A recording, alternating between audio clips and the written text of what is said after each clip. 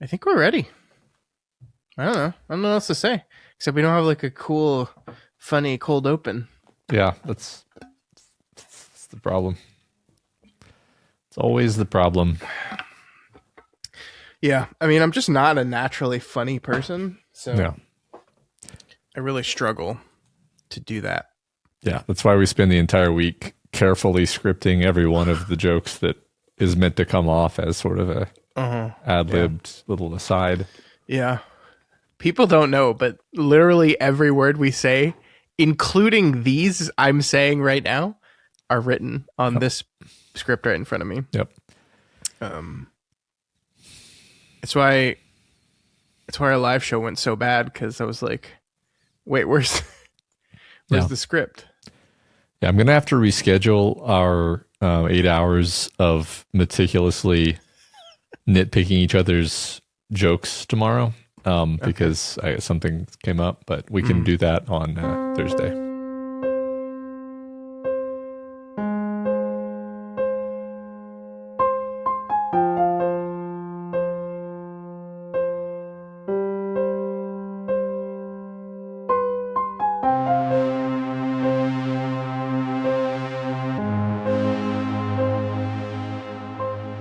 Hello and welcome to Flanagan's Wake, a Doof Media podcast drinking Mike Flanagan's Kool-Aid. My name is Scott Daly, and joining me, as always, I shot him in the chest, but that means he's only 5 minutes behind me. It's Matt Freeman. How's it going today, Matt? Ouch. Ah. Ooh. Got me. Ouch. How do you feel about Kool-Aid? It's delicious. It is delicious. I will drink the Kool-Aid. Excellent. Especially when you put a lot of sugar in it. Yeah. To hide the poison. The poison. Yeah. This week on the show, our time with Midnight Mass continues as we discuss Book 6, Acts of the Apostles. There's more than one, if you didn't know. As Aaron rows back to shore and attempts to recruit some more members to the cause, Easter Vigil arrives, and with it, the resurrection of, just a whole lot of vampires, Matt. Just a whole ton of vampires in this town now. That's not good. Yeah. It's fantastic. It's a fantastic episode. Can I ask you the question? Sure. The all-important question. Are we going to break trend? Is this your favorite episode of Midnight Mass? I think so. It's the best episode. Yeah. I'm going to go ahead and buck the trend and say I like this episode slightly less than last week's episode, but I'm only saying that to be different from you. Okay. Yeah, this episode has some pretty great stuff in it, though. Oh, yeah. Yeah. And like, man, sometimes like, okay, we're going to spend the next like 2 hours and we're like talking about like how good this show is. And we're going to go into detail and we're going to do our job. Right. Uh-huh. But sometimes don't you just want to walk up to the mic and just be like, show's good. Yeah. And then just walk away and be like, burden of proof is on you guys. Yeah. Not me. Prove to me the show's not good. Right. I'm done. I did my job. Yeah. Just kind of be like the time you're spending listening to this, you could be spending just watching the show again. No, don't tell people that because never mind. What I said there was wrong. Oh my God. You just blew up the whole thing. It's over. What I meant to say was that this was a great episode of television and you have to listen to us to understand why. Yeah, only through us. We're like the Jesus of podcasts. Only through us comes understanding. You have to eat our flesh, and but obviously metaphorically. Let's just make like in our Bible, we're gonna make it clear that that's a metaphor. Yeah. Yeah, I mean, we're all fans here, and together we will share in our fanaticism. I mean, fandom regarding this TV show. Kool-Aid. Before we dive into the episode, though, I did just want to quickly say thank you. So we're in this weird thing where we record like a week and a half in advance. So this episode will be out for you guys on the 12th, I think. The 12th, but it's only the 3rd of February for us, which means our episode, our bonus like surprise episode where we got to interview Mike Flanagan for about an hour and a half dropped just like yesterday. And I know in next week's in the episode you listened to last week, we talked about that, but we recorded that right after that interview happened, and it actually hadn't dropped yet.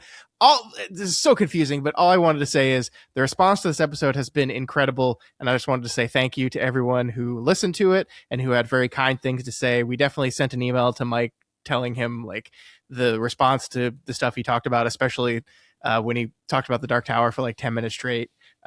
We definitely wanted him to know that the Dark Tower fans absolutely loved that, as we expected they would.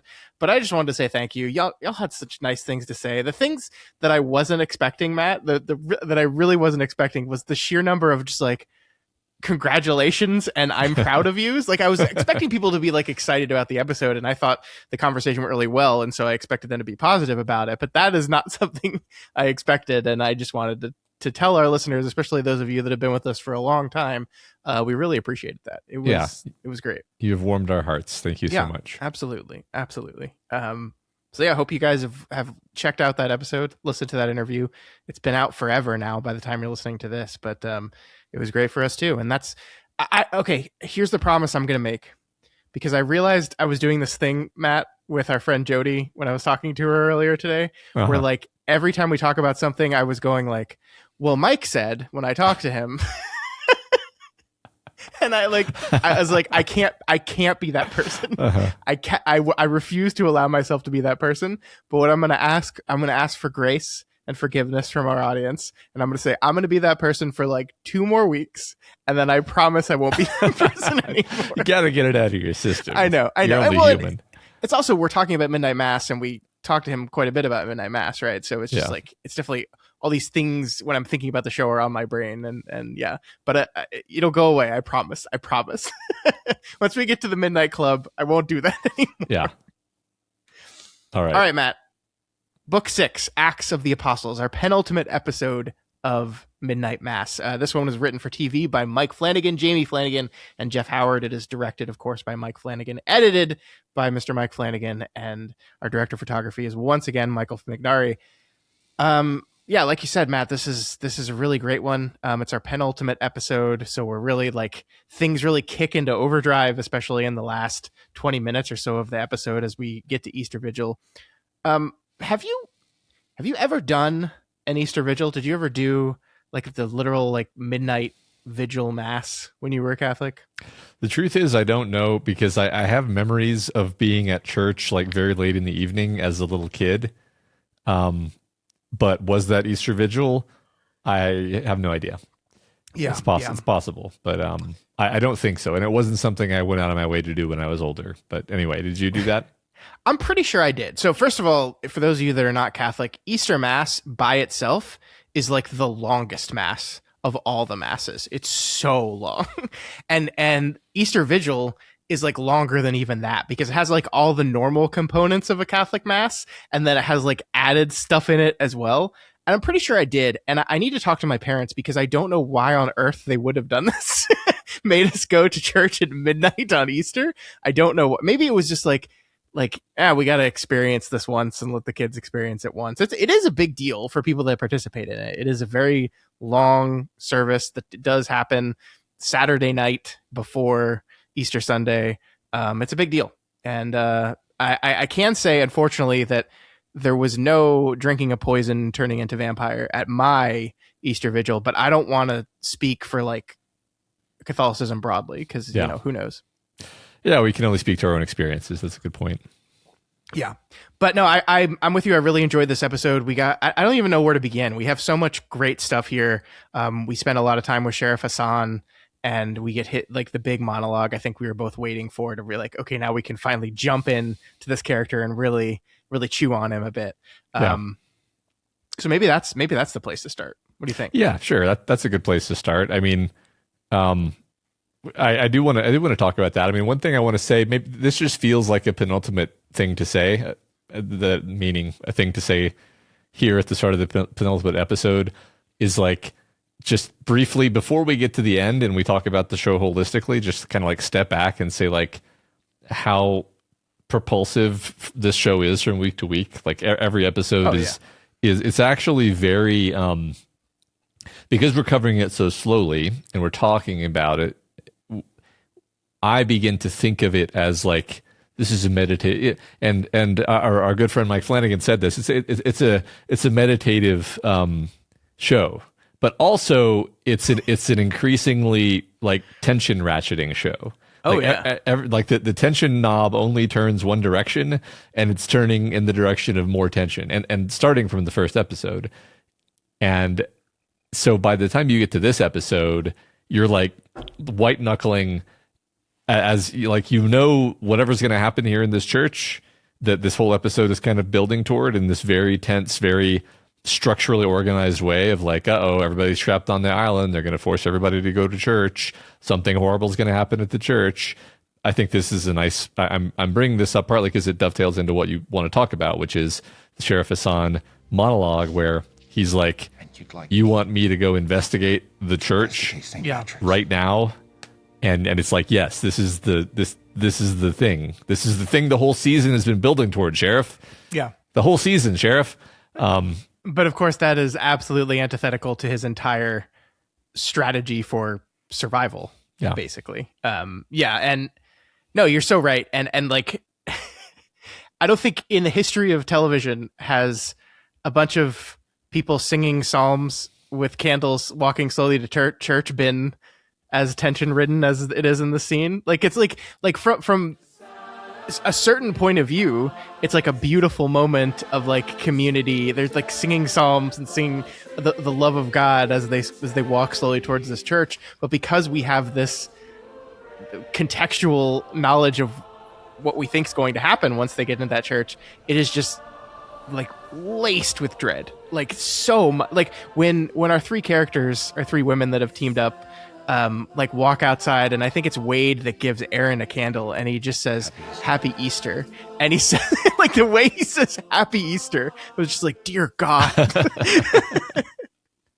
I think you're right. Like this episode in particular is just, it knows, like it's kind of sets the stakes from very early on when Aaron she rows to shore and walks by St. Patrick's on her way back, kind of trying to figure out what she's going to do, and walks by the sign in front of the church as Sturge puts up the sign for Easter Vigil. Like, first of all, it says Midnight Mass, and everyone watching knows that's the title of the show. Yeah. So we're like, but yeah, like it lays its cards on the table and knows this is what we're going to be building to for the rest of the episode. And we certainly do. Yeah. Yeah. But Sheriff Hassan, I really love this scene, Matt. I think it's interesting. I want to talk about this. I don't want to play devil's advocate, but I do want to talk about this because the thing that I see the most of the critiques of the show that I don't agree with is people talk about how it's a lot of monologues, and I've never shared that as a critique of the show.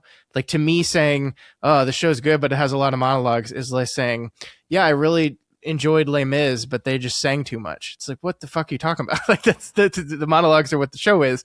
But the one I most often see critiqued is like, yeah, like there's so many monologues in the show, and then like one time they like asked the sheriff for help in the middle of a vampire attack, and he says, "Hold on, let me pause and tell you about 9/11." And I don't want to assume racism there, but like it's interesting that that's the one that people always use as the example. And so I kind of went into this episode expecting to see, like, I wonder if there's like any merit to this critique at all in this Sheriff Hassan monologue. And I didn't. Sorry, guys, I didn't find anything. I think this is great, and it makes perfect sense to me, like structurally, and I think it moves. And I don't know, I just really liked it.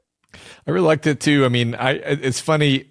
I have to acknowledge some amount of, we've been watching all these Mike Flanagan shows, and I have just kind of literally just started liking the style more too.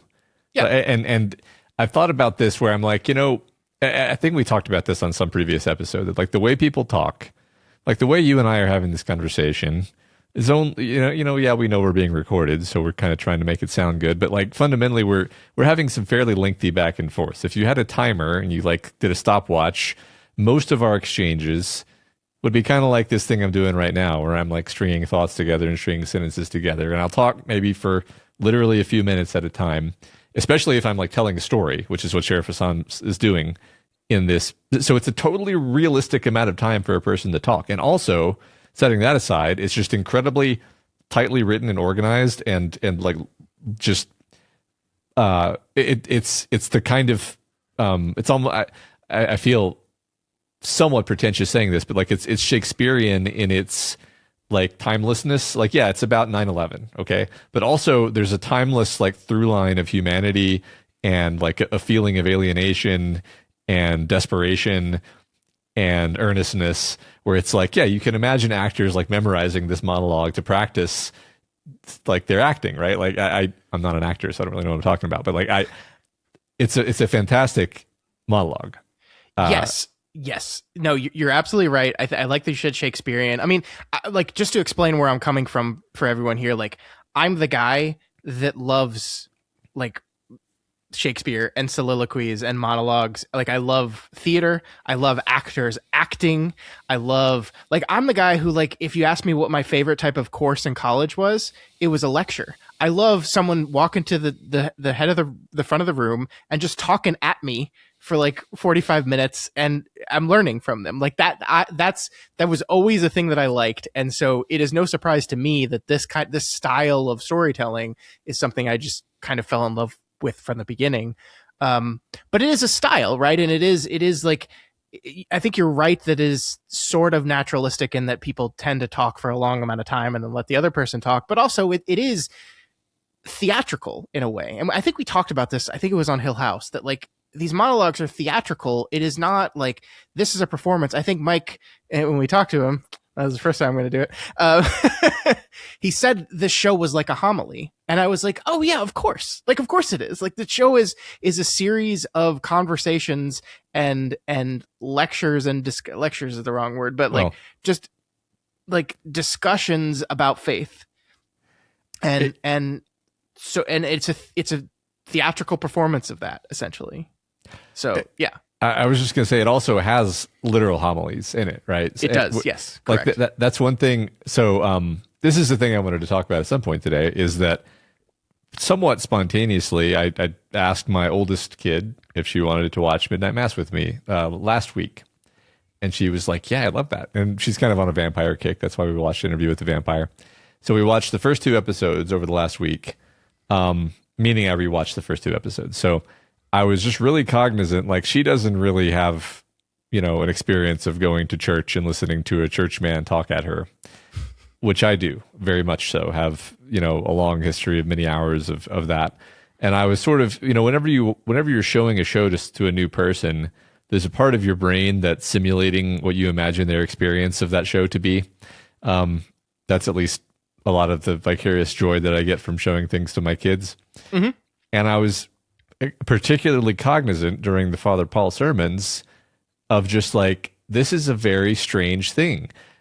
Not very strange to me, because I was Catholic for many years. Very strange to a person who is not inundated in that culture. And it's just like, we're just going to watch this guy give a little speech here, and it's going to be, and that's this scene. This scene is we're watching this guy give a speech, and we're going to show the characters' reactions, and it's going to be a well-written sort of moral, philosophical, meditative investigation into some topic. It's like, that's great. I love that, actually.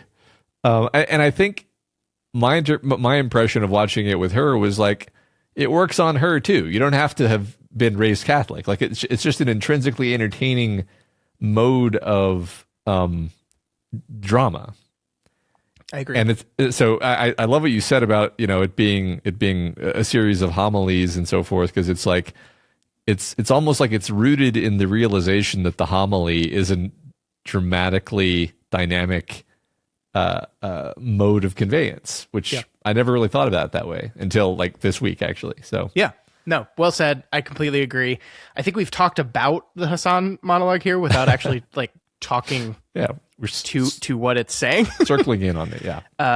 But yeah, I mean, I really adored the scene. I think it is really interesting. So basically the setup of this episode is Erin comes back after having just witnessed Riley's death, and she basically makes the decision in this moment. we got to do something about this. She recruits Sarah. She recruits Sarah's mother, and they kind of go off to get help. And this scene is Sarah going to the police and basically saying, "Help us! we need your help. There's something going on at St. Patrick's. We need your help." And I, like, the heartbreaking part of it is the monologue opens on him saying, "Did I ever tell you why I came to this island?" She's like, "No, I don't think you did." He's like, "Yeah, no, I haven't told anyone." It's almost as if nobody asked. And Nobody asked. And because it is really interesting that he is having this incredibly personal revelation to Sarah Gunning, a character who I don't believe we've seen him talk to maybe once in the whole show. And I think that one time was when the dog died, and he's like, "Doctor, could you look at," like, I think that's pretty much it. And it is this realization that, like, This country. when you think back through the show and you think back through the 5 episodes before this one, who has talked to Sheriff Hassan about anything besides, the dead cats on the shore? And then I think Wade tries to needle him a little bit. And then, of course, his big moment is when I think he comes as closest to, like, stepping over the line he's drawn for himself, which is when he goes to the school to complain about the Bible. And that interaction. But besides that, and Joe Collie, like, giving Joe Collie a hard time type stuff, no characters have ever interacted with this guy, like, ever. And, like, that's a crushing realization that you just, like, he is telling the story of the most personal, sad, intimate moments of his life, because for the first time since he moved here, like, someone's talking to him. Yeah. And it just like, the whole thing is so sad. Yeah. And like, I'm pretty sure, I tried to look this up. I'm pretty sure essentially everything that he said happens in the story, to, like, the NYPD's response to 9/11 and the use of Muslim police officers. Like, I'm pretty sure that all is true. I mean, obviously, like, he's not a literal representation of any real person, but I'm pretty sure that is on a large level, like, true, that we did that. We did that. Of course, we were incredibly racist towards people after 9/11, but I think also just, like, within the police force, they promoted people very fast because they could use them. And I think probably also in the military, promoted people very fast so they could use them, and then freaked out when they realized, what does this mean? And we were just terrible. We were awful to these people. So there's a level of, like, yeah, this is us confronting the horrors of the decisions that were made after 9/11, which, as you and I have talked about many times on the show and others, is our shared traumatic event that we have to talk about on every episode of the podcast we do. Yes, we have to make everything about 9/11 because it's Yep. And also just, like, everything you just said is true. And then, like, character wise, like, where we are in the progression of things, his son has basically just kind of told him, "Hey, I'm not going to be your religion. You've sort of lost me to this thing that you think of as being really important." It's not like his son is rejecting him entirely and saying, "I hate you, Dad. I don't care about you anymore." But he is basically saying, like, the thing you were holding on to, like in a sense, the thing that was so crucial to you that it led you to be alienated from the world. I'm also going to abandon that now. Yeah. So it's just you, right? I don't, I think it's worth kind of spelling this out a little bit, that okay, so faith is kind of important to this story. Nah. And like the Sheriff Hassan, Muslim faith journey is another sort of angle on the whole thing. I'm saying obvious things, but, like, that's what this is about. Is we're taking this guy who is very devout. We have tons of devout people on this island, and he has been very devout, and he has dedicated his life to this faith, and this faith has cost him a tremendous amount. He has sacrificed for it. And now he is left in a place where you could understand if he were like, what was that all for? Like, what has this done for me other than now I'm totally alone and my son is abandoning the faith and sort of abandoning me. Yeah. And yet he's still being this honorable gunslinger is what's, so great about this character. So lovable about this character. Yeah. And I think it really does matter. And I think this was done with all intentionality in the world, that Hassan was not like someone who in college was very religious, right? He says specifically, when the towers fell, I was 21 years old. I really wasn't religious at all. He converted for his wife. He went down this path because of his wife, and then his wife died. And it really, like, I know we've talked about this a little bit in past episodes, but just to reinforce it here, it is different being a person of this faith, that is this faith because they were born that way and raised that way, whatever, versus him who made the choice to do that for the sake of someone else that then was lost. And he feels this immense pressure to remain devout in this faith because of his wife, because she was devout even until her final days. And so he feels like not only would him straying from it at all be a failure to her memory, but that his son doing this is also not just him betraying the things that he believes in and he feels are important, but it is a betrayal of her. And it is in his mind, maybe I feel like I failed my wife by letting my son stray from this thing that was so incredibly important to her. And I think that's all that stuff's kind of mixed together in this. And that's like, we have this scene, this monologue, but then we do have that moment with his son when he's praying and he just says to him, I miss you praying.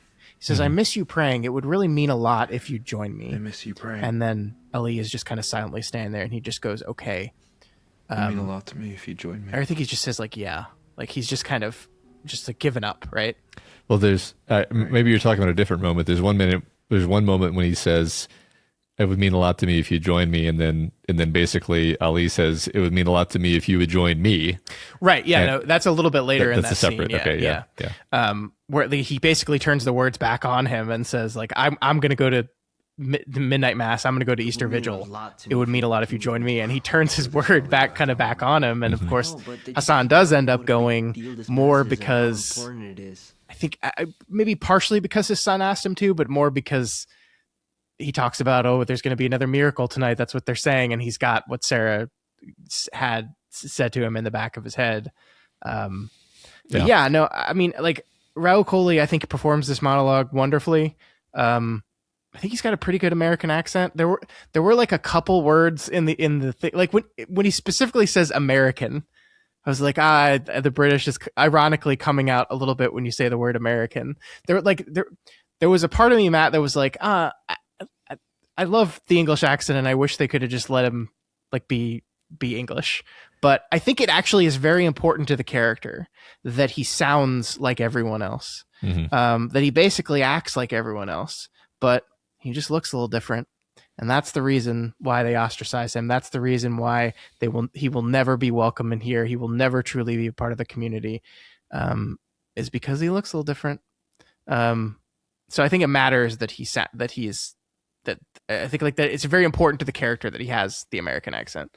Yeah, it's funny if I didn't know that Rahul Kohli had an English accent until we started this podcast. And I think maybe even the first time I watched the show, my impression was like, and this is going to sound ridiculous, but I was like, oh, he's got kind of like a mild Bronx accent. And it's like, actually, no, it's nothing. It's not at all. But I think your ear just kind of accepts like, oh, he's from New York, so he has an accent. That makes sense. And then you just don't think about it anymore. Yeah. I think that was honestly what my brain did though. It's fair. But it's not. Yeah. But anyway, yeah, it's a great monologue. I thought it was beautiful. It was heartbreaking. And I love the end of it too. It's like, I don't even carry a gun. And her way of just like, don't carry a gun, huh? And she doesn't even have to say like, Don't carry a gun. maybe you should. Yeah. Like she just that she walks out with, don't even carry a gun, huh? Yeah. But I mean, like, and then he has it in the next scene. yeah, of course he does. Yeah. It just like, I mean, just you buy the argument, right? There's like he basically lays out the case for like, this is why I'm not going to do that. What you're asking me to do, you don't understand how much that is the exact opposite. Like I came here to not do things like that. I came here to just get along and maintain my dignity, is what he says. That's the kind of the word of the monologue, is dignity. Dignity. And so, like, you don't understand what you're asking of me when you ask me to do that. And I think it does help us like really define like that moment when he's in the school, when he is trying, again, very calmly with dignity, make his point about how that he doesn't like the Bible verses are being read in a public school. And like, you can totally see he walks right up to that line, and then like he can tell things aren't going his way. And like maybe a different person would have kept pushing it, right? Maybe they would have pushed a little harder and maybe, but he can't do that. And you can see him kind of come up to that line and go like, oh, okay, I can't. Like this is, we'll risk everything that I wanted when I came out here. So I can't do that. But it's also like a realization in his mind of like, that idea is like, I'm never going to win these people over. Like I like that thing he says where like, maybe I can move the world a millimeter here. Maybe move the here. world that Yeah. 1 millimeter. Never going to happen. I like that was part of the monologue, because that's something that, I think was subliminally effective the first time I saw it, and then more effective having thought, thinking about the story holistically, where it's like, well, if there is any divine providence active in this story, then him being present in the church at the end of this episode might be all that was required to move the world that millimeter. Sure. Obviously, I'm not going to, say the spoilers for next episode, but like, it's obvious that scene doesn't play out the way it plays out if he's not there. Yeah. Well, he brings the gun element, right? Brings the gun. Yeah. He is the first and main person to sort of object to everything before the angel shows up. Yep. So yeah, I think it isn't a spoiler to say that he did move the world by a millimeter. Sure. And it costs him, a lot. So can we talk about Ali and his choice in the church there? I know we're jumping all around, but this feels like a natural segue to his choice in the church ultimately to drink the poison. I really like this. First of all, I remember distinctly the first time I watched the show being like, no, don't do this. He hasn't taken communion. He's just going to die. And that's what I thought we were doing, actually, is that he was just going to die. But actually him waking up as a vampire says that he has been taking communion, that despite the specific rules of the Catholic Church, which say that unless you are a Catholic and you have gone through the other sacraments, you may not participate in communion. They've given him communion because they, they stretch the rules to serve their what they want. And of course they want him to have the angel blood. So yeah, we'll give you communion. Yeah.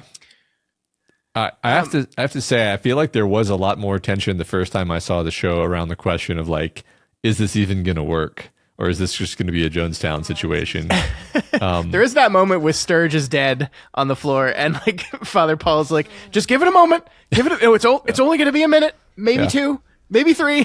It's like, this could be really funny when just nobody wakes up. But that's not the show. What I wanted to ask you though, and like this is the thing where if I had one actual real critique of the show, not playing devil's advocate for other things I've seen online, but it would be not that I don't understand ultimately why Ali made the choice he made. I think I do. I guess I wish that the show got to spend a little bit more time with him on his journey to making that choice. Like we see him always with his father, like telling his dad like why, or that he's going to do this, but we really don't see him interact much with any of the other characters like in the church, except for, like broadly we see him like standing next to Lisa, right? And that's essentially it. So I think it was mentioned that there is like director's cuts versions of some of these episodes where scenes were cut out, and I wonder if there are any scenes with Ali, a little bit more time with the people of the church, and kind of helping connect the A to B of the being pulled into it to the ultimate decision to in front of his father saying, "I choose God." Yeah. Which is, like I said, I love the scene. I have no problems like believing the character made that choice. I would have liked to see a little bit more of the stuff leading up to that choice. Yeah, sure. I think I can feel that. I swear I'm only going to mention having rewatched the first 2 episodes like 7 more times. But in the first episode, like practically the first thing we see from Ali is him joining the 2 dudes who are going to go smoke pot on the island and being like, "You want to hear me say it? Fuck my dad. Fuck the sheriff." Mm-hmm. And I think what that is, telegraphing to us is like he is pretty far down this journey when we meet him. Yeah. Honestly, he is desperate for belonging with these kids, with this community. He feels like his dad is an uncool stick in the mud who won't let him be on his phone and makes him do the weird, praying thing that he's just not that into because he's bored of it. He's a teenager. He's bored of it. His dad is boring because your dad is boring when you're a teenager. And we meet him. He's already that way. So that's kind of I don't know if it's like a defense, but it's like I think that's kind of the line of this character, actually. No, I completely agree, and that's why I believed the choice ultimately. I think he said desperate to belong, and I think that's absolutely true, is that his dad picked him up, moved him out to this new place where he doesn't have any commonalities with anyone except for the fact that they're teenagers, but everyone looks at him differently. Everyone treats him differently. Like, again, the first thing we have Uker say is like, "Oh, you invited Aladdin," right? Like in this derogatory way.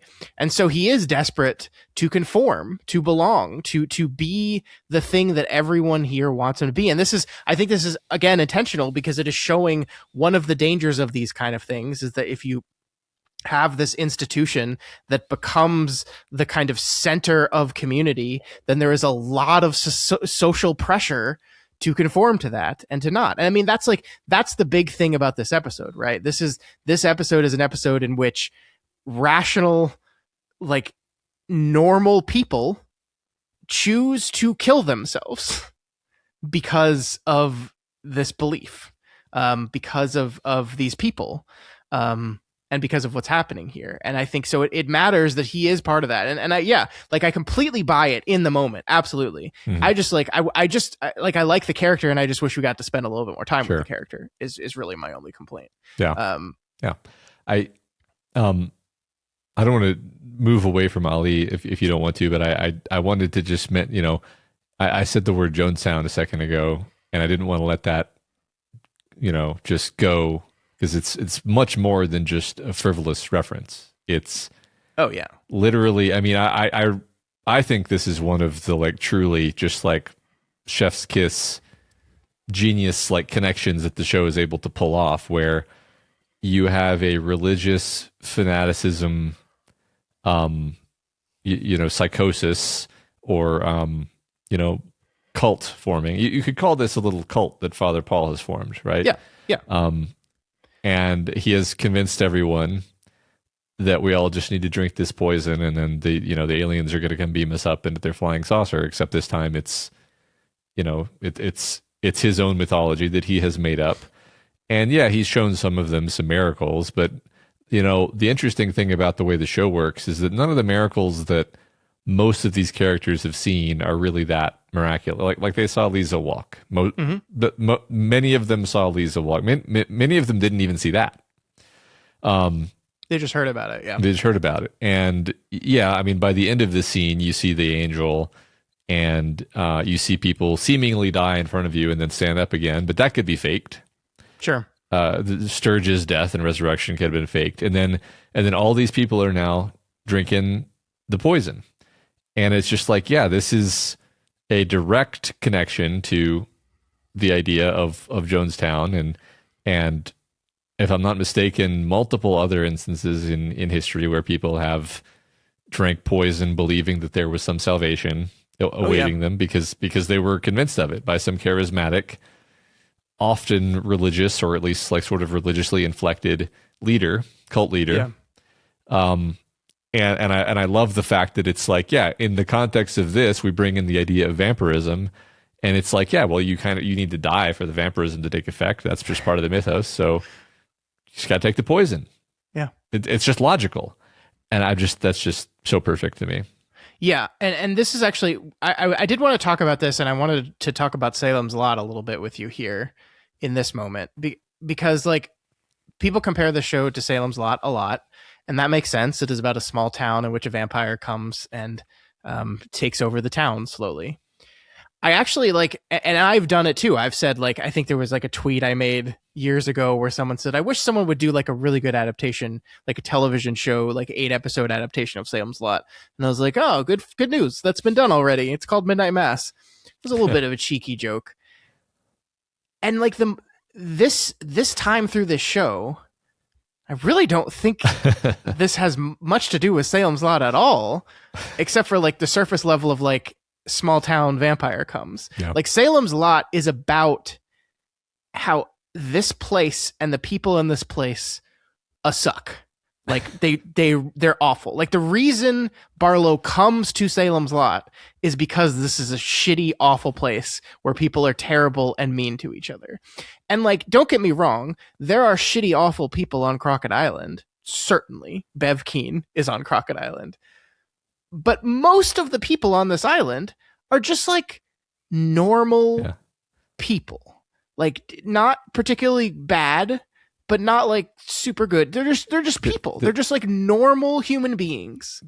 I will say that the standout quality of Crockett Island people is their like desperation in the face of hardship. Yeah, like they're desperate for some salvation, and so coming in there and offering them that salvation is extremely alluring to them. That's why, if there's a reason why, not that this is how the show works, but like if there's a reason why the vampire chooses this town, or maybe peers into Father Paul's soul and sees like, this guy can be my meal ticket, proverbially. Mm-hmm. Anyway, sorry, continue with your. No, I'm just saying, I think we too often like take the Bev Keanes of the show and make them representative of Crockett Island as a whole. And I don't think that's the point of the exercise of the show. The point of the exercise of the show is actually to not show a town filled with miserable assholes becoming horrible vampire murderers. The point of the show is taking a town of just normal, everyday people and watching as fanaticism turns them into monsters.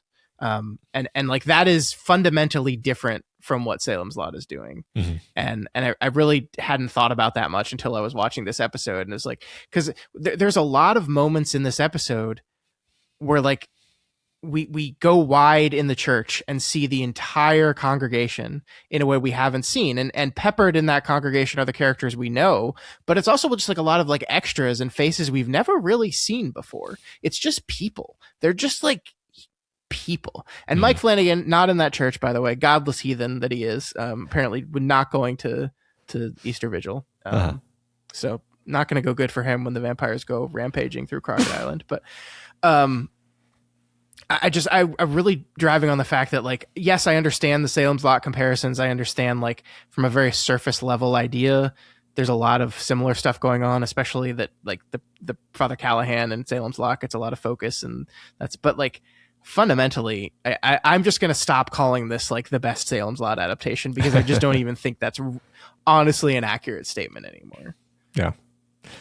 I mean, you're just right. I mean, the imagery of a guy dragging a big chest into a small American town is Salem's Lot coded. But like everything about the finale, I mean, it's fitting that we're talking about this now in this episode, where it's like nothing even close to being analogous to this sequence where you've got the priest leading the mass suicide of the Catholic population of the town so that they can become vampires.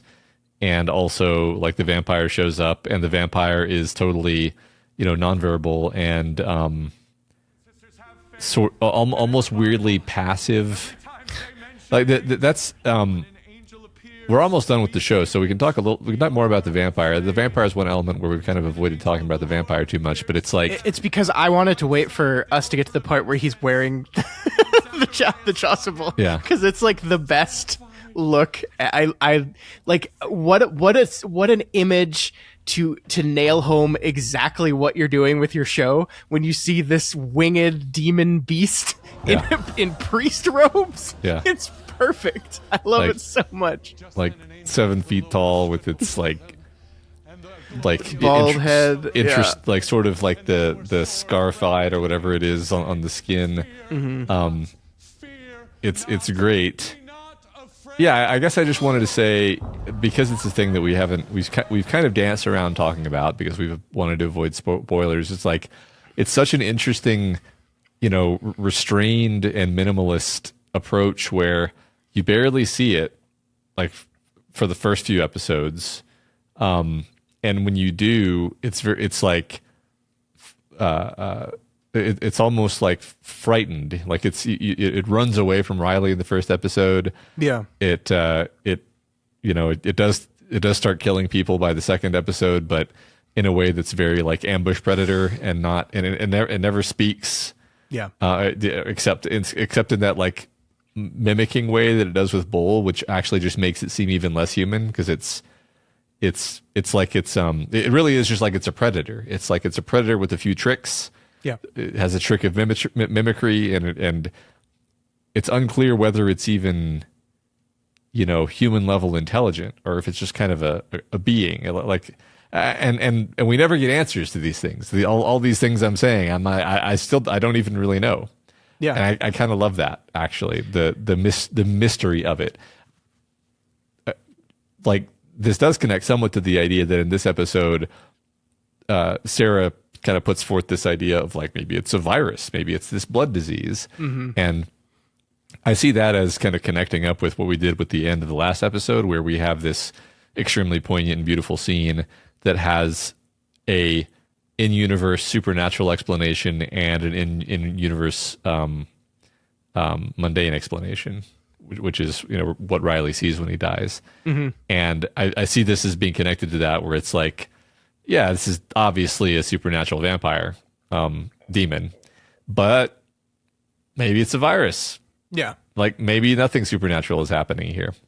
Well, and even if it is supernatural, maybe it operates on. I guess what I'm saying is, why not both, right? Maybe like it is some supernatural thing, but even things like this operate on some of the fundamental laws of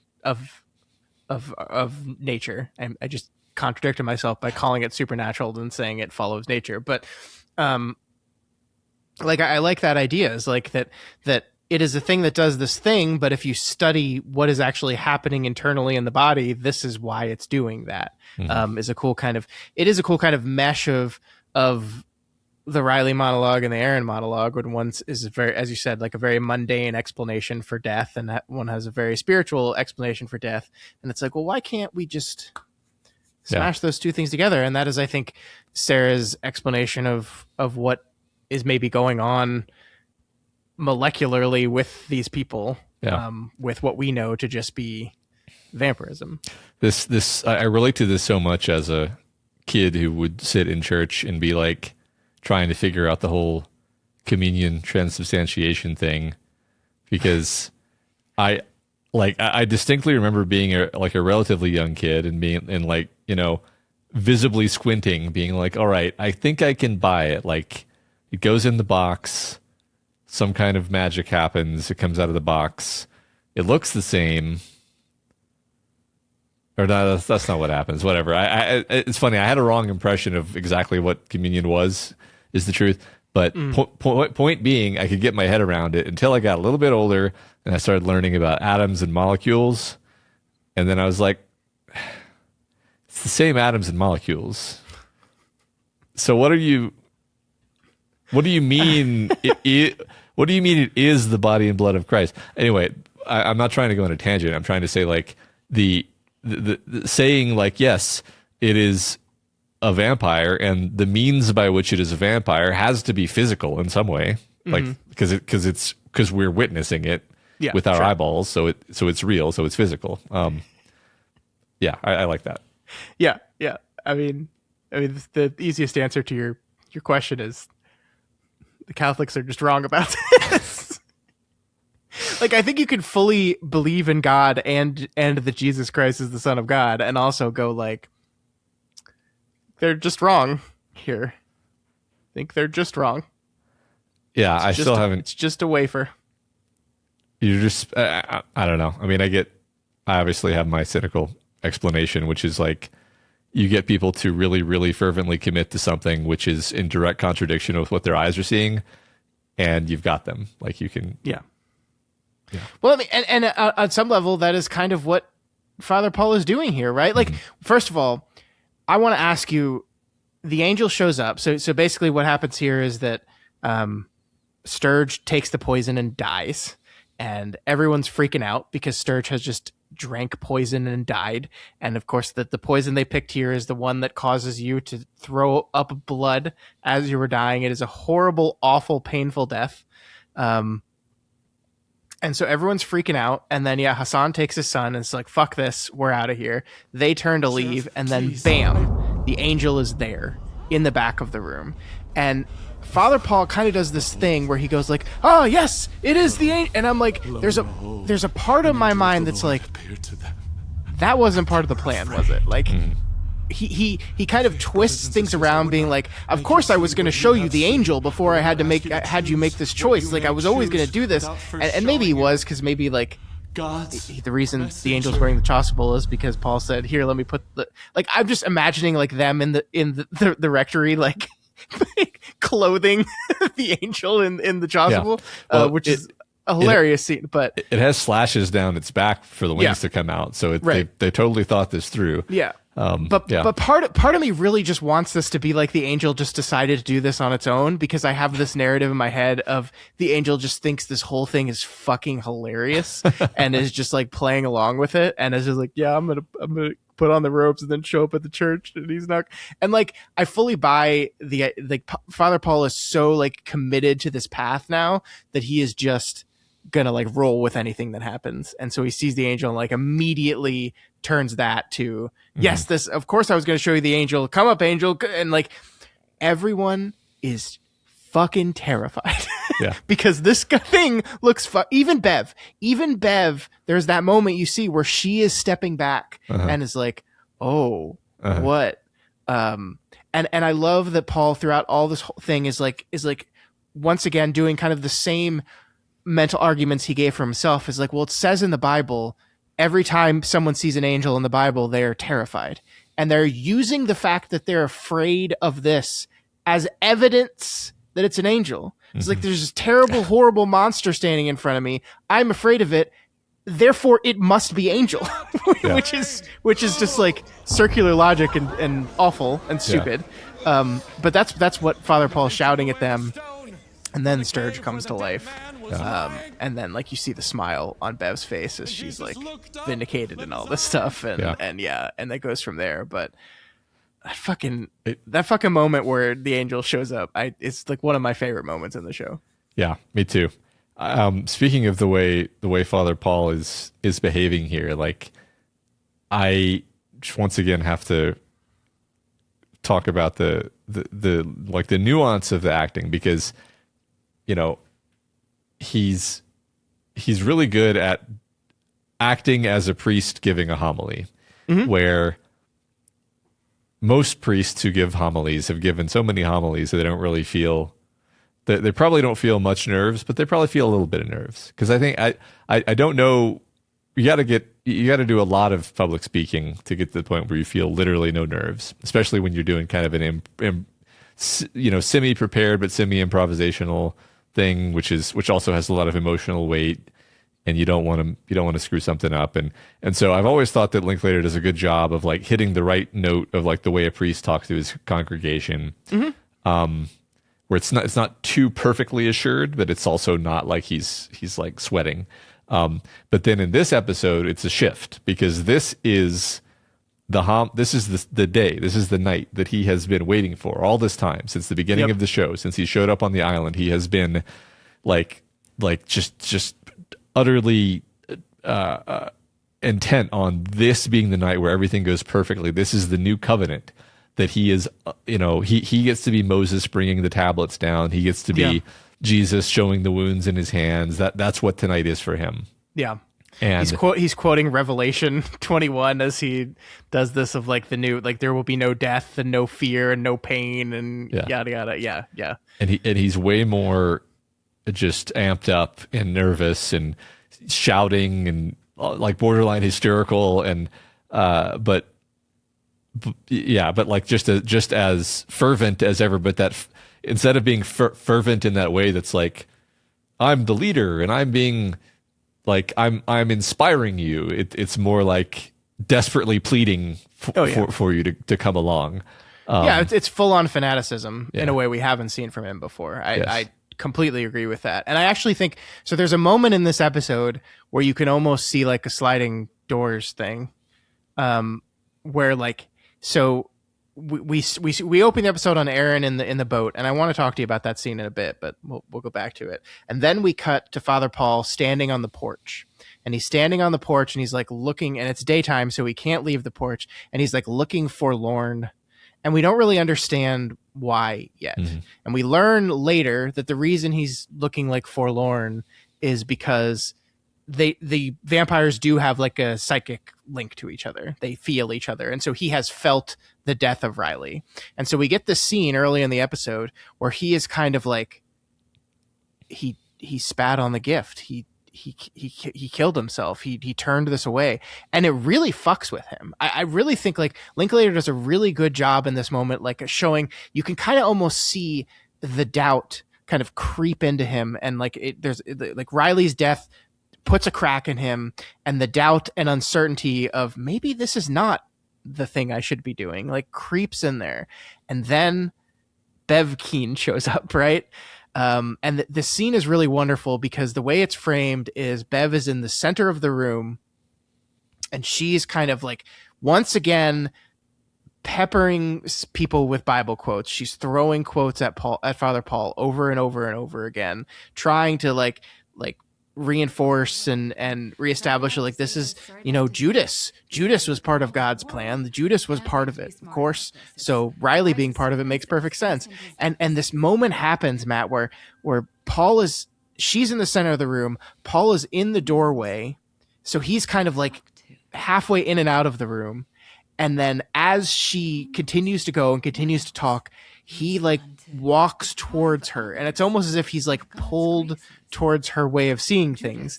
And the scene ends with him right next to her, and he like puts his hand on her cheek, and like, and it's just like, it's a perfect like blocking of really selling that this is the moment. Like if there was ever going to be a moment where he was going to be like, I should stop this, I've gone too far, this was it. Riley's death did affect him. It did lay some doubt in him. This is all subtextual, by the way. The show doesn't say this. I'm guessing this.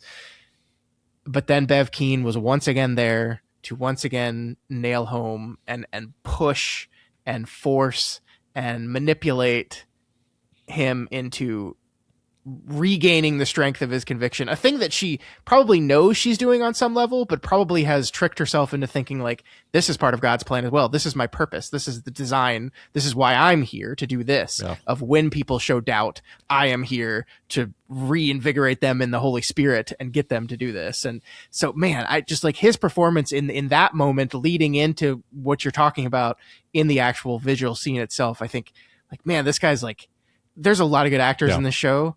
He's the best fucking one, man. He's so good.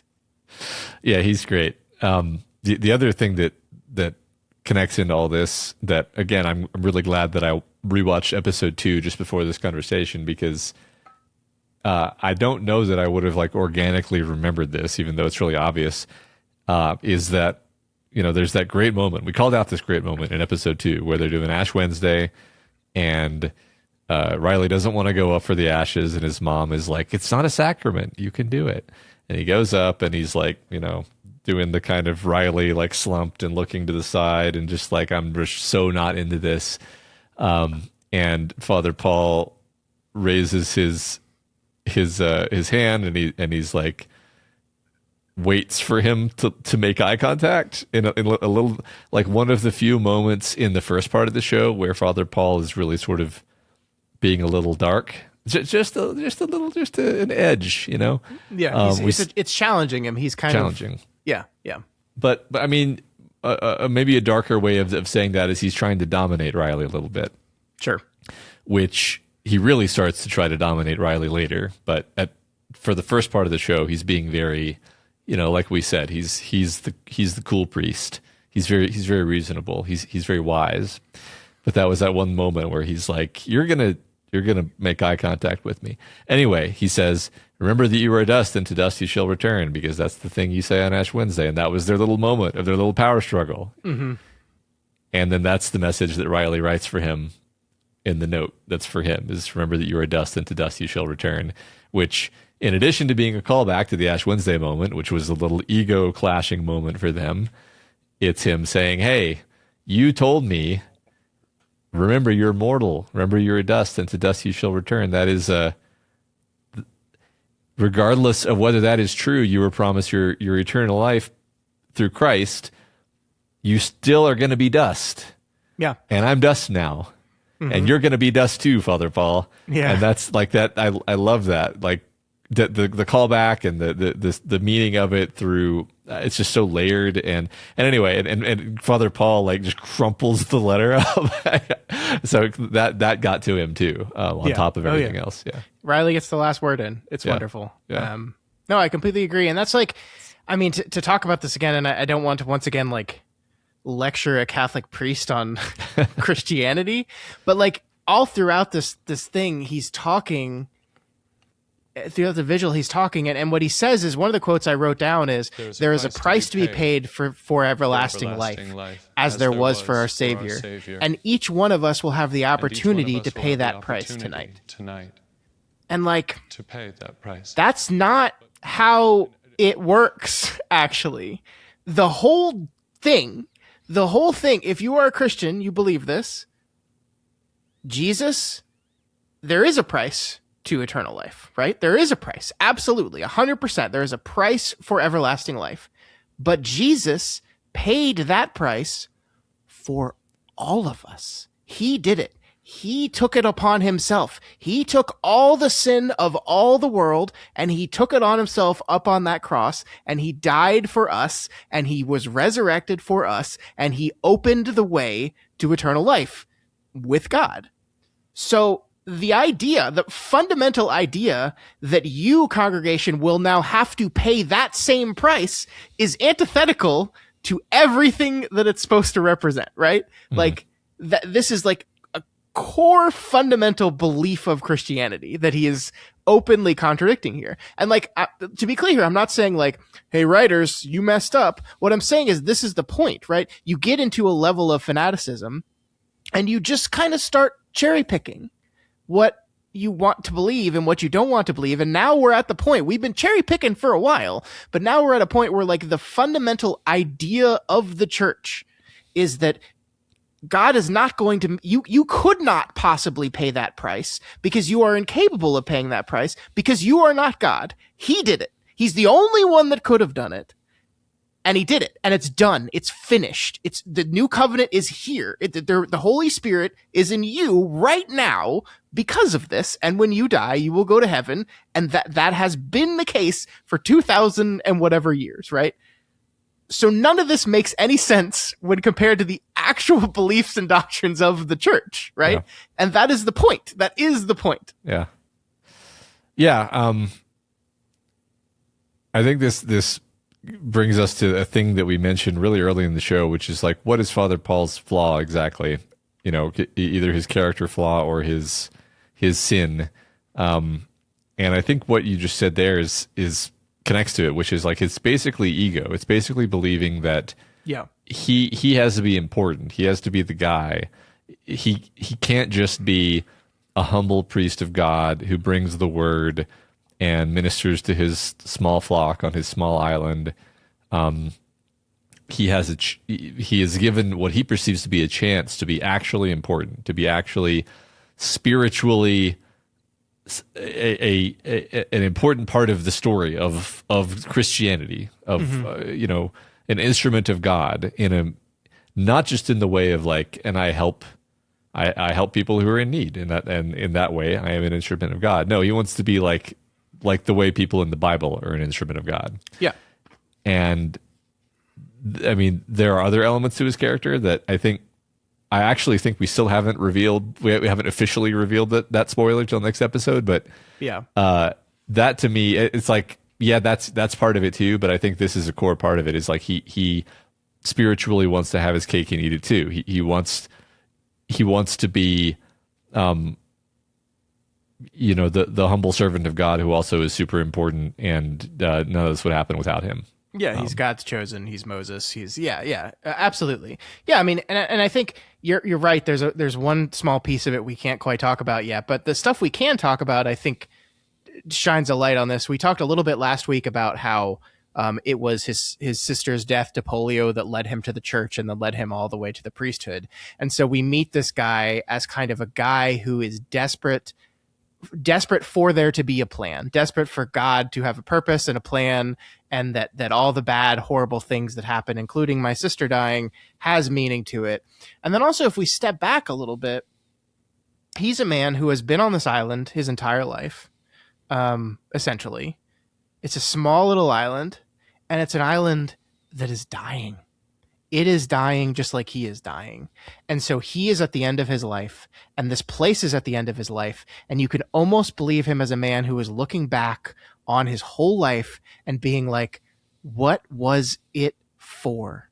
Like, I preached on this island my entire life, and all that's happened here is misery and death and destruction of our way of life. Why?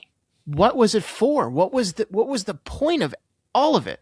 And he goes to Jerusalem on basically what we're told is like, you're going to do this pilgrimage and then you're going to die, right? Like, this is your last opportunity to visit the Holy Land. You're going to do it, and then you're going to come back and you'll probably die not long after that. And so he finally gets to do this. And while he's there and he's confused because his brain doesn't work as much anymore, and something is presented to himself that answers every single question he's ever had in his life. Why did my sister die? Why is this town suffering, and why am I suffering and dying? And why has that led me here to this moment? And all of that, bam, bam, bam, bam, cause and effect chain. It all makes sense. This must be it. This must be it. This must be it. And once you've made that decision that this is the end of the road of every choice I've made in my life has led to this moment, then you are fully committed to that path, because it's kind of like sunk cost fallacy, right? It's like I have paid this already through the choices I've made and the life I've lived and the suffering that's happened in my town. So it must be this. It must be this. It must be this. And you can kind of hear him tell himself that again and again throughout the show so far, is that like he is constantly reassuring Riley. We talked about this in last week's episode, but I think probably if you go back even to the earlier episodes, it's a little bit of that too, where he's trying to convince other people. He's trying to convince Riley of these things, but he's also always kind of trying to convince himself too, I think.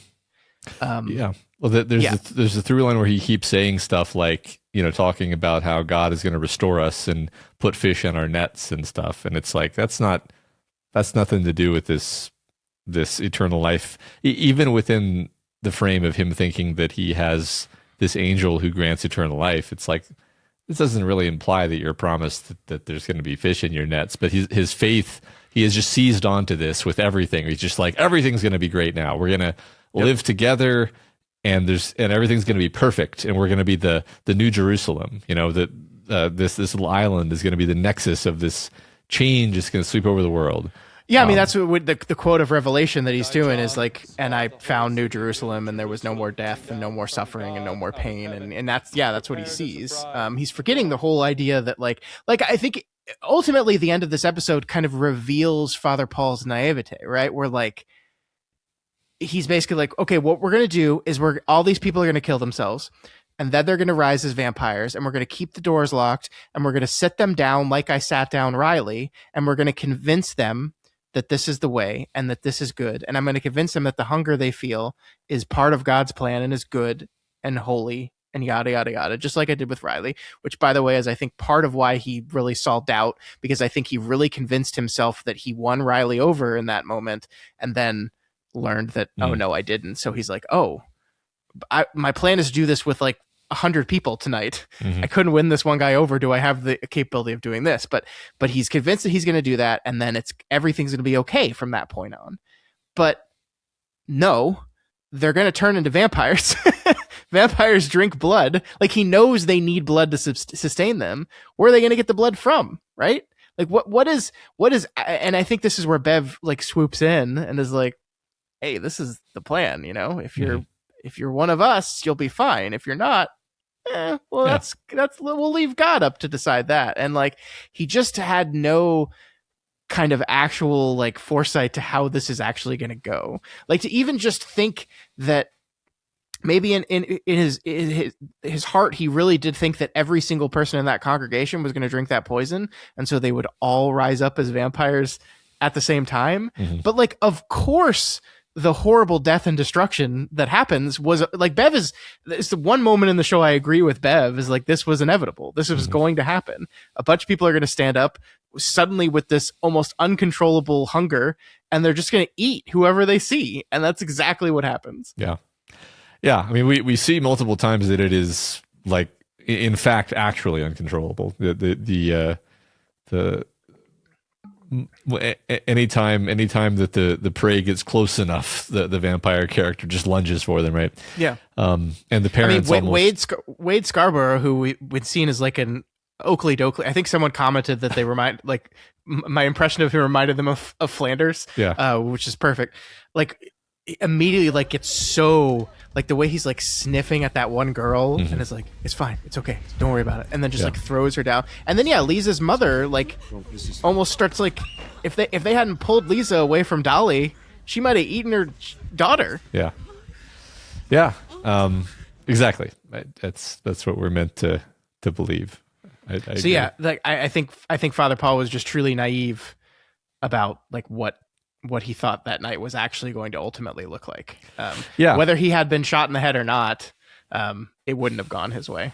But he does get shot in the head. I mean, naive. I mean, it's like, yes, absolutely. But it's like he believes he is living one of these Bible stories. Yeah. And in the Bible story, like, well, God is watching over us, and God will protect us, and God will ensure that everything goes the way God intends it to. And then whenever things don't go well and there's some horrific thing that happens, he's like, well, the Bible also has a lot of horrific stuff in it if you think about it, so that's fine. and like, yeah, he's just not really accommodating the possibility that like, maybe this is not a Bible story, maybe this is a vampire.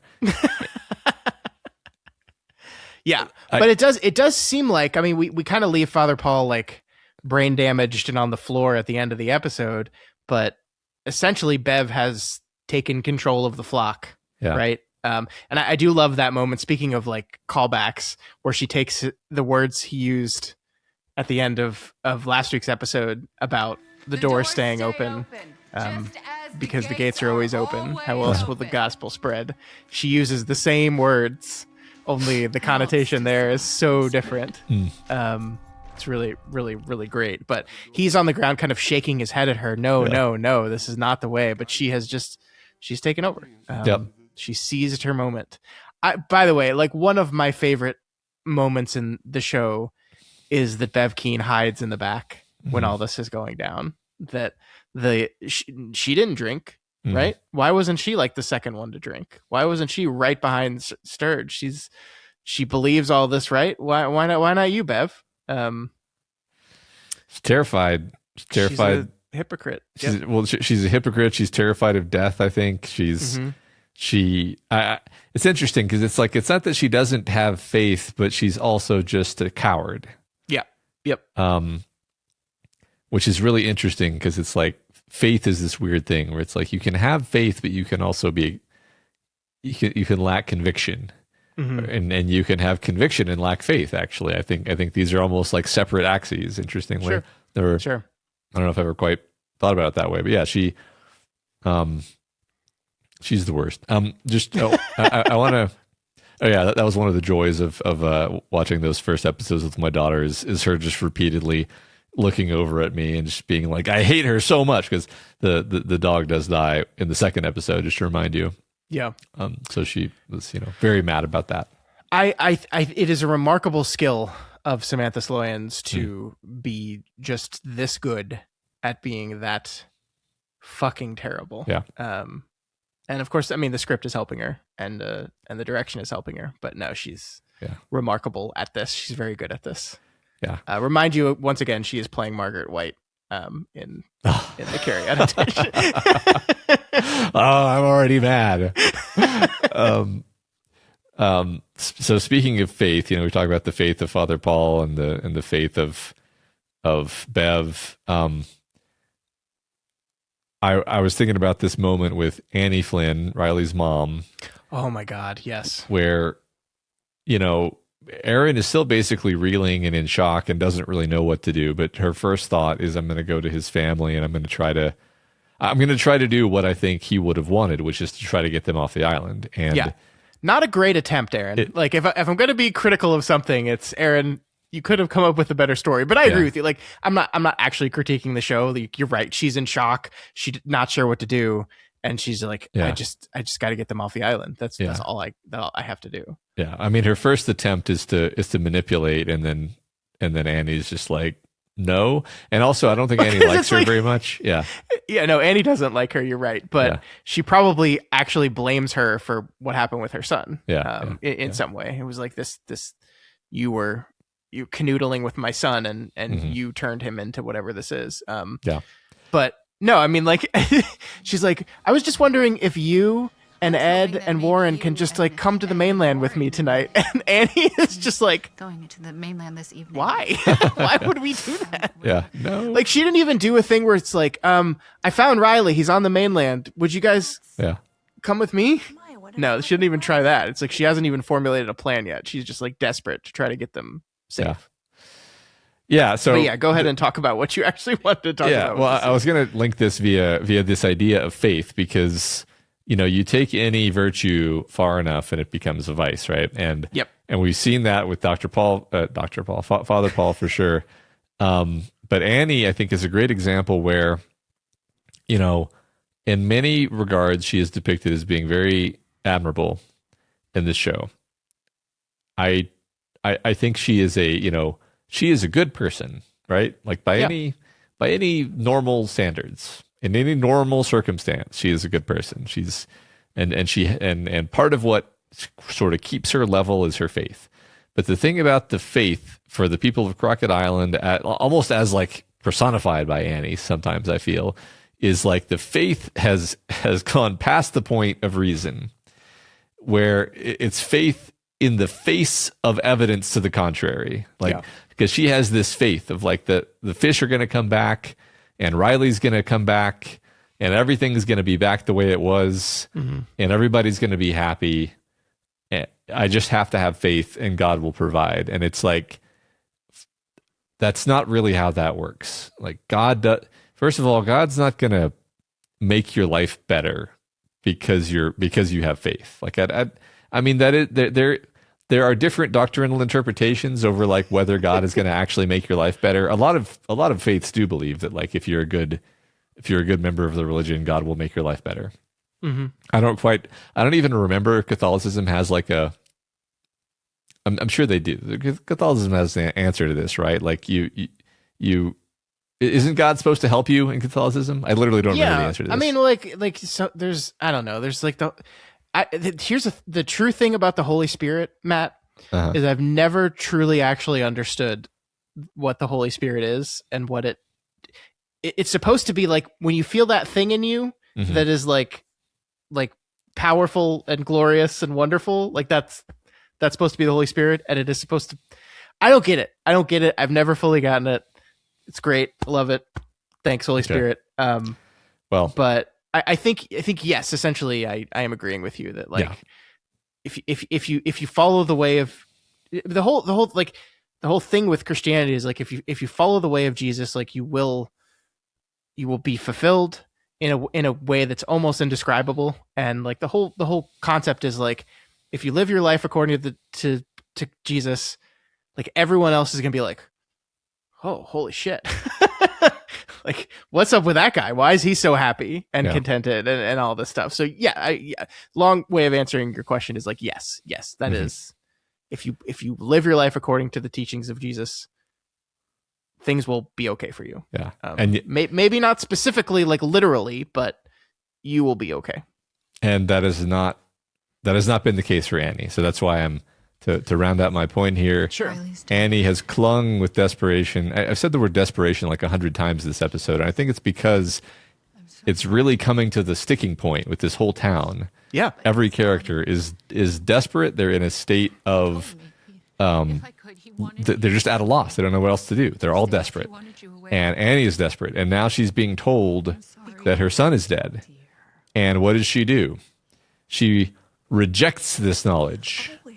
Forcefully says, no,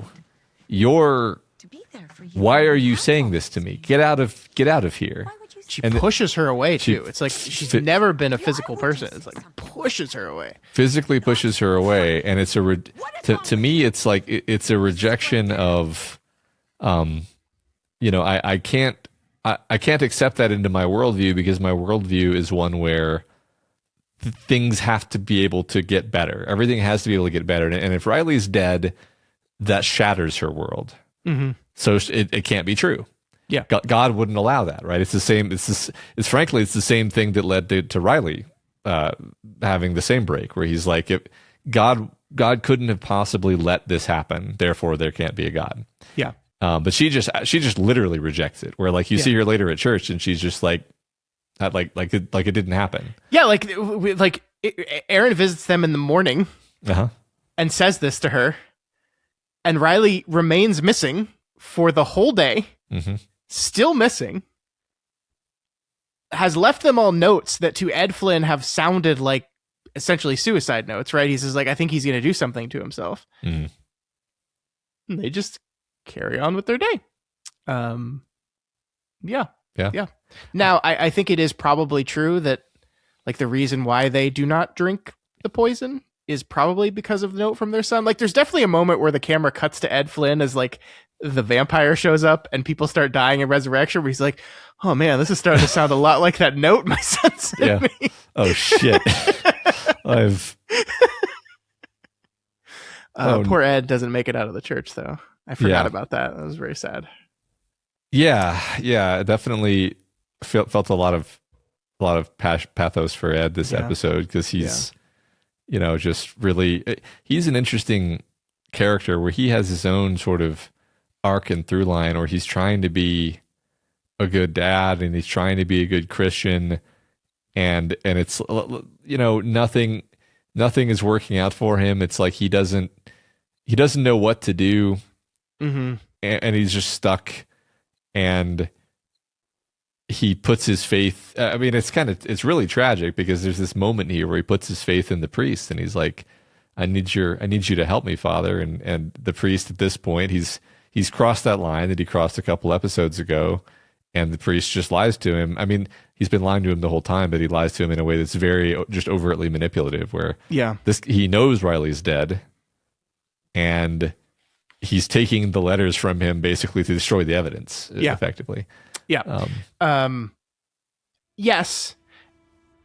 There's a moment where Ed says, I did my best. I did my best. Which echoes exactly what Riley says in his last moments, which I think is perfect. Like the more I think about it, the more I think the show is intentionally trying to parallel these two characters very much, that they are very much like each other. The difference is Riley left and made this horrible mistake. But they are like, as people, very similar to each other. And I really like that. And I agree with you. Like he is so manipulative, and like he clocks the letters immediately. And I love how Flanagan's camera like cuts to an insert shot of the letters, as it's very clear that like Paul is just like laser focused on them as they do this conversation. But there is a moment where he's like, Paul basically says like, yeah, you're right. Riley is not well right now. He's not well. And Ed starts crying, And Father Paul says to him, Ed, I don't want to make you feel like that. Will you please believe me?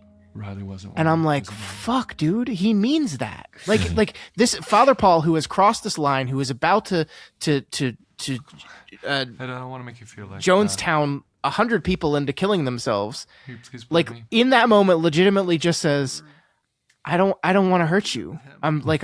Please believe me that I don't want to make you feel bad. I don't want to do that to you. And like, that's why I love this guy as a character, because he's so complicated and contradictory constantly. Cause I just like Linklater does such a great job there where I just believed that. I believed him in that moment that he said that. It was actually really important to him in that moment that Ed believes him, that he doesn't want to cause him pain because Paul is also sad about Riley. Yeah. Because he was wrong about him in his mind. It's like, I was wrong. I let him go and I was wrong. Yeah. I mean, yeah, you're right that he's like angry, but I think also he's like, in his mind, it was like, this was my altar boy who became, he was, I was his shepherd. He became a wayward, he was the prodigal son. And then he came back, and now and this is my opportunity for redemption with this kid that I failed. And that just completely did not work out the way he thought it would. Right. So he's also. I think, and the ego thing that you talked about, like saving Riley and converting Riley was like maybe the test or the setup for everything else that happens. And like, if I can do this, if I can pull this off, then everything else is going to be great. And when that didn't work out for him, it really threw him for a loop. And then he's got the guy's father in front of him crying about it, and he feels that failure very acutely. Like, I failed in my goal. I like this. I like focusing on this because, like, you know, looking back over the whole series, it's like, yes, this man, Father Paul, has put a huge amount of energy into trying to bring Riley over to his side. He was the one to suggest that, hey, we can do the AA meetings on the island and I'll get to talk to you for an hour a day or whatever it is. Or are they daily? I don't even know. I think it's weekly, but I think he goes more often than that anyway. But I think the legal requirement of his parole is that he attends weekly meetings. In any case, Father Paul is going out of his way to try to like, he's really trying, actually. It's not perfunctory. It's like, this is important to him. Yeah. He needs Riley to come around, and he's using, you know, he starts out with a real light touch, and he's being, you know, the one thing I will say about rewatching the first two episodes with like late show Father Paul sitting in my head is it comes off as so much more manipulative. And it's the same scenes. It's the same exact scenes that we talked about. And we talked about how he's like, oh, he's so wise and he says things that are so circumspect and thoughtful and nuanced. And he's such a, you know, he's a great guy. And now knowing like what's under the surface, it's like, well, he's saying what he knows Riley needs to hear to let down his defenses.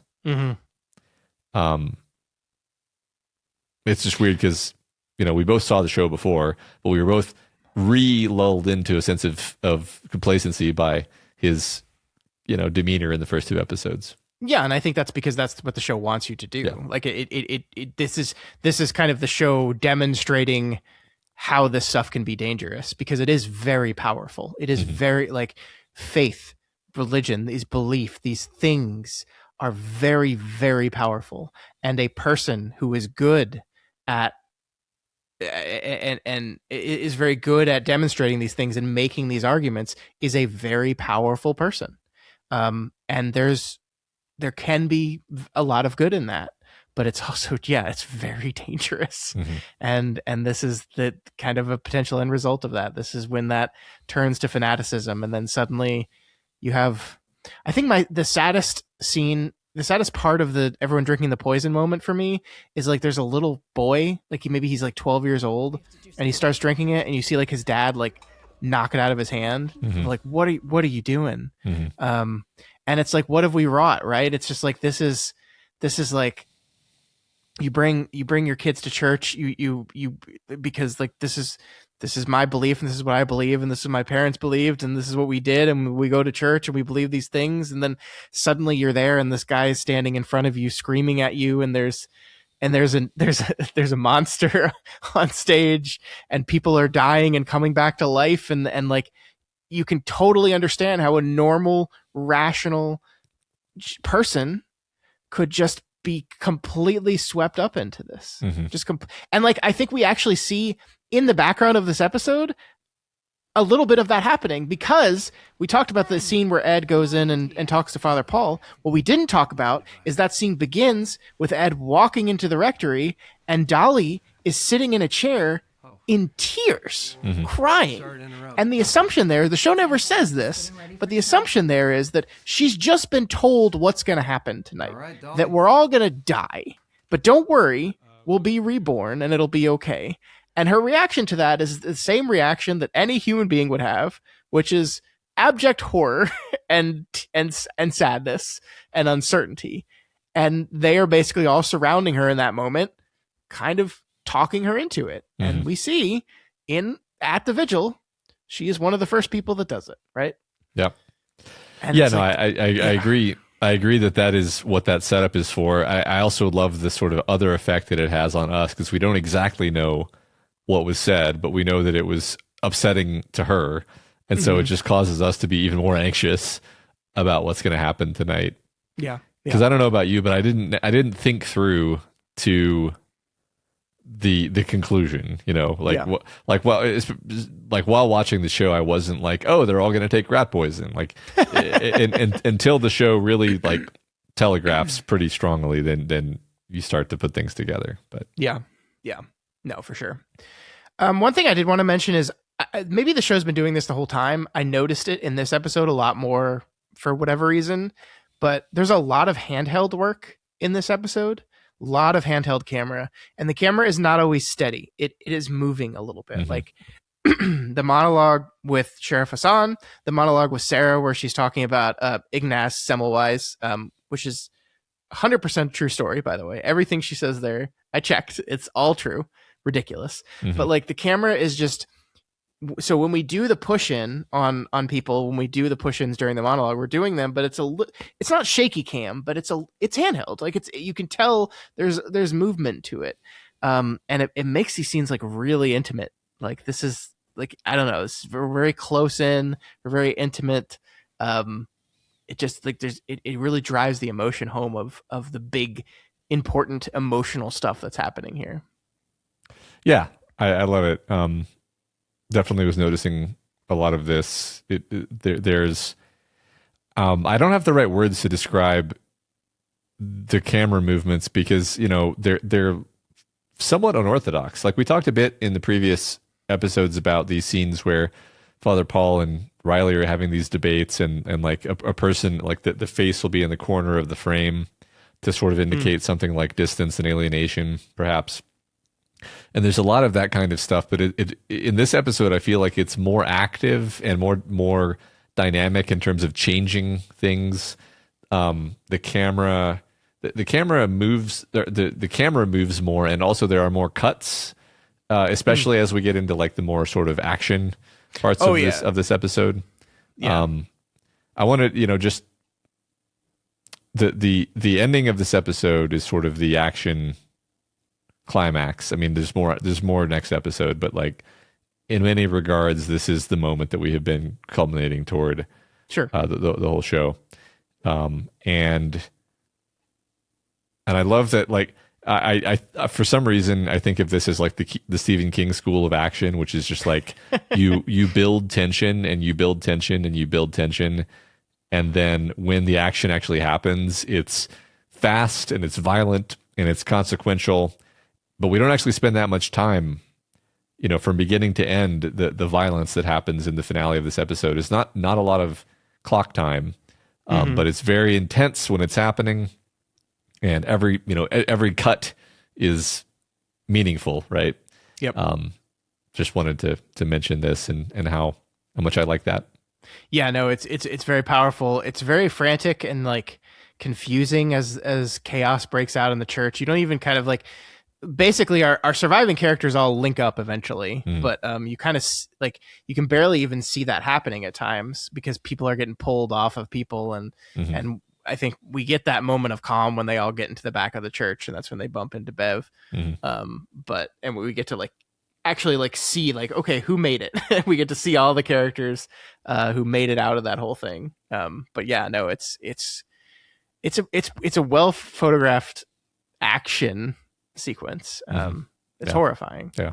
And you're absolutely right. It builds and then spills over, and there's not like a big like extended action sequence. It's just chaos and then death and then done. Speaking of that core of survivors, I was thinking about the title of the episode, Acts of the Apostles, and I was like, are they the apostles? You know? Yeah, maybe. Yeah. I mean, Bev thinks that her vampires are the apostles. Exactly. But yeah. I guess we should say, for those that don't know, like what the book Acts of the Apostles is. So, there's the gospel, which is Matthew, Mark, Luke, and John, right? Yeah. Did I get that? Yeah. There's the gospel, and that tells basically the story of the birth, life, death, and resurrection of Jesus. And then from there, the next book is Acts, which is basically like, I think it does Jesus' ascension into heaven. It does the arrival of the Holy Spirit. And then after that, it's basically just the remaining apostles of Jesus, like going out into the world and starting the church. That is what the book is about, essentially. I thought it was written by Luke. I thought like you take Luke and Acts and you put them together and it makes like one continuous story of Jesus and the aftermath. But like every time when I was pretty sure who wrote a book in the Bible and then I go to research it, it's always basically like, yeah, like we thought it was Luke, but nowadays we're like, might not have. Nobody. So I think the true revelation here is that nobody actually knows who wrote any of the shit, actually. Okay. Interesting. So, yeah, so that's what Acts is. It is basically the foundation of the church. Jesus ascends to heaven, leaves the apostles, and says, I'm going to give you a Holy Spirit, and you're going to take that, and you're going to go into the world and get eaten by lions for a long time. Yeah. But don't worry, one day you will convert an emperor of Rome, and then everything will be okay. Yeah. Yeah. It's going to look like you're losing for a long time, and then suddenly you're going to win so hard that it's going to be confusing to everyone. Yeah. And then thousands of years later, some of you, the people that you converted, will just be giant assholes. Yeah. But some really good TV will come out of it. So definitely. In the end, who can say whether it was good or bad? I like thinking the martyrdom of Christians has a direct line of cause and effect to the existence of midnight mass. That's absolutely. Yeah. Absolutely. Little do you know, I mean, that it's gonna hurt. I'm not gonna lie, but don't worry. In about 2,000 years, it's gonna pay off. Yeah. Oh my God. I did want to talk about Aaron here a little bit.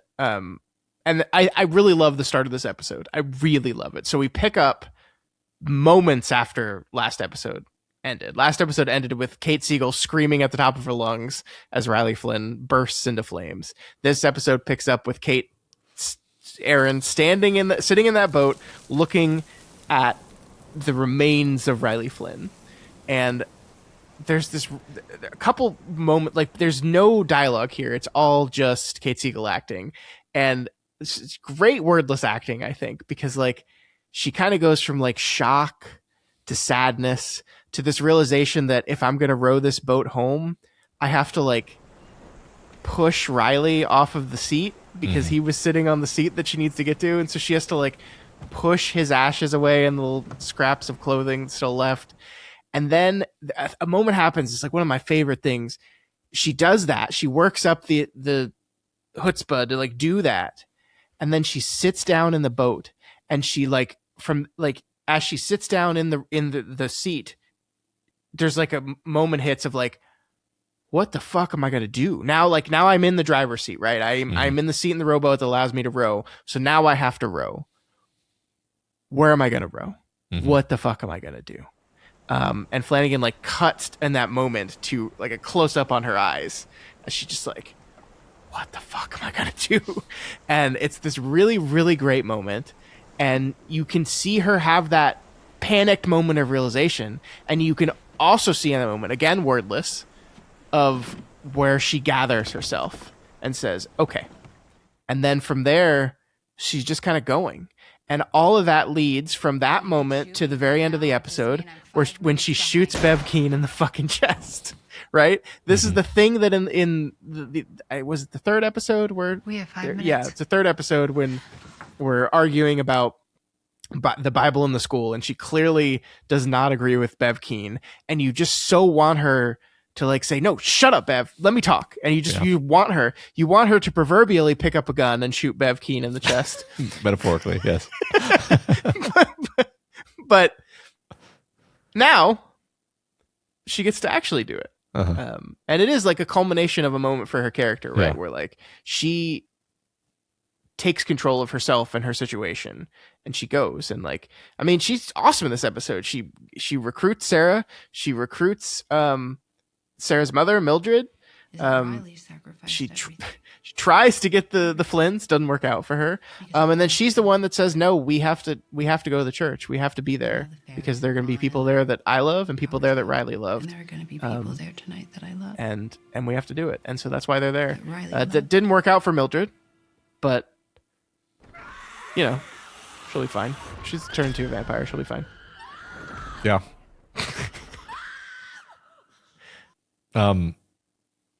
Yeah, I mean, I think it's interesting. We're spending a lot of time talking about each of these different characters today because each of them has had their own arc in the background of the show that's been developing.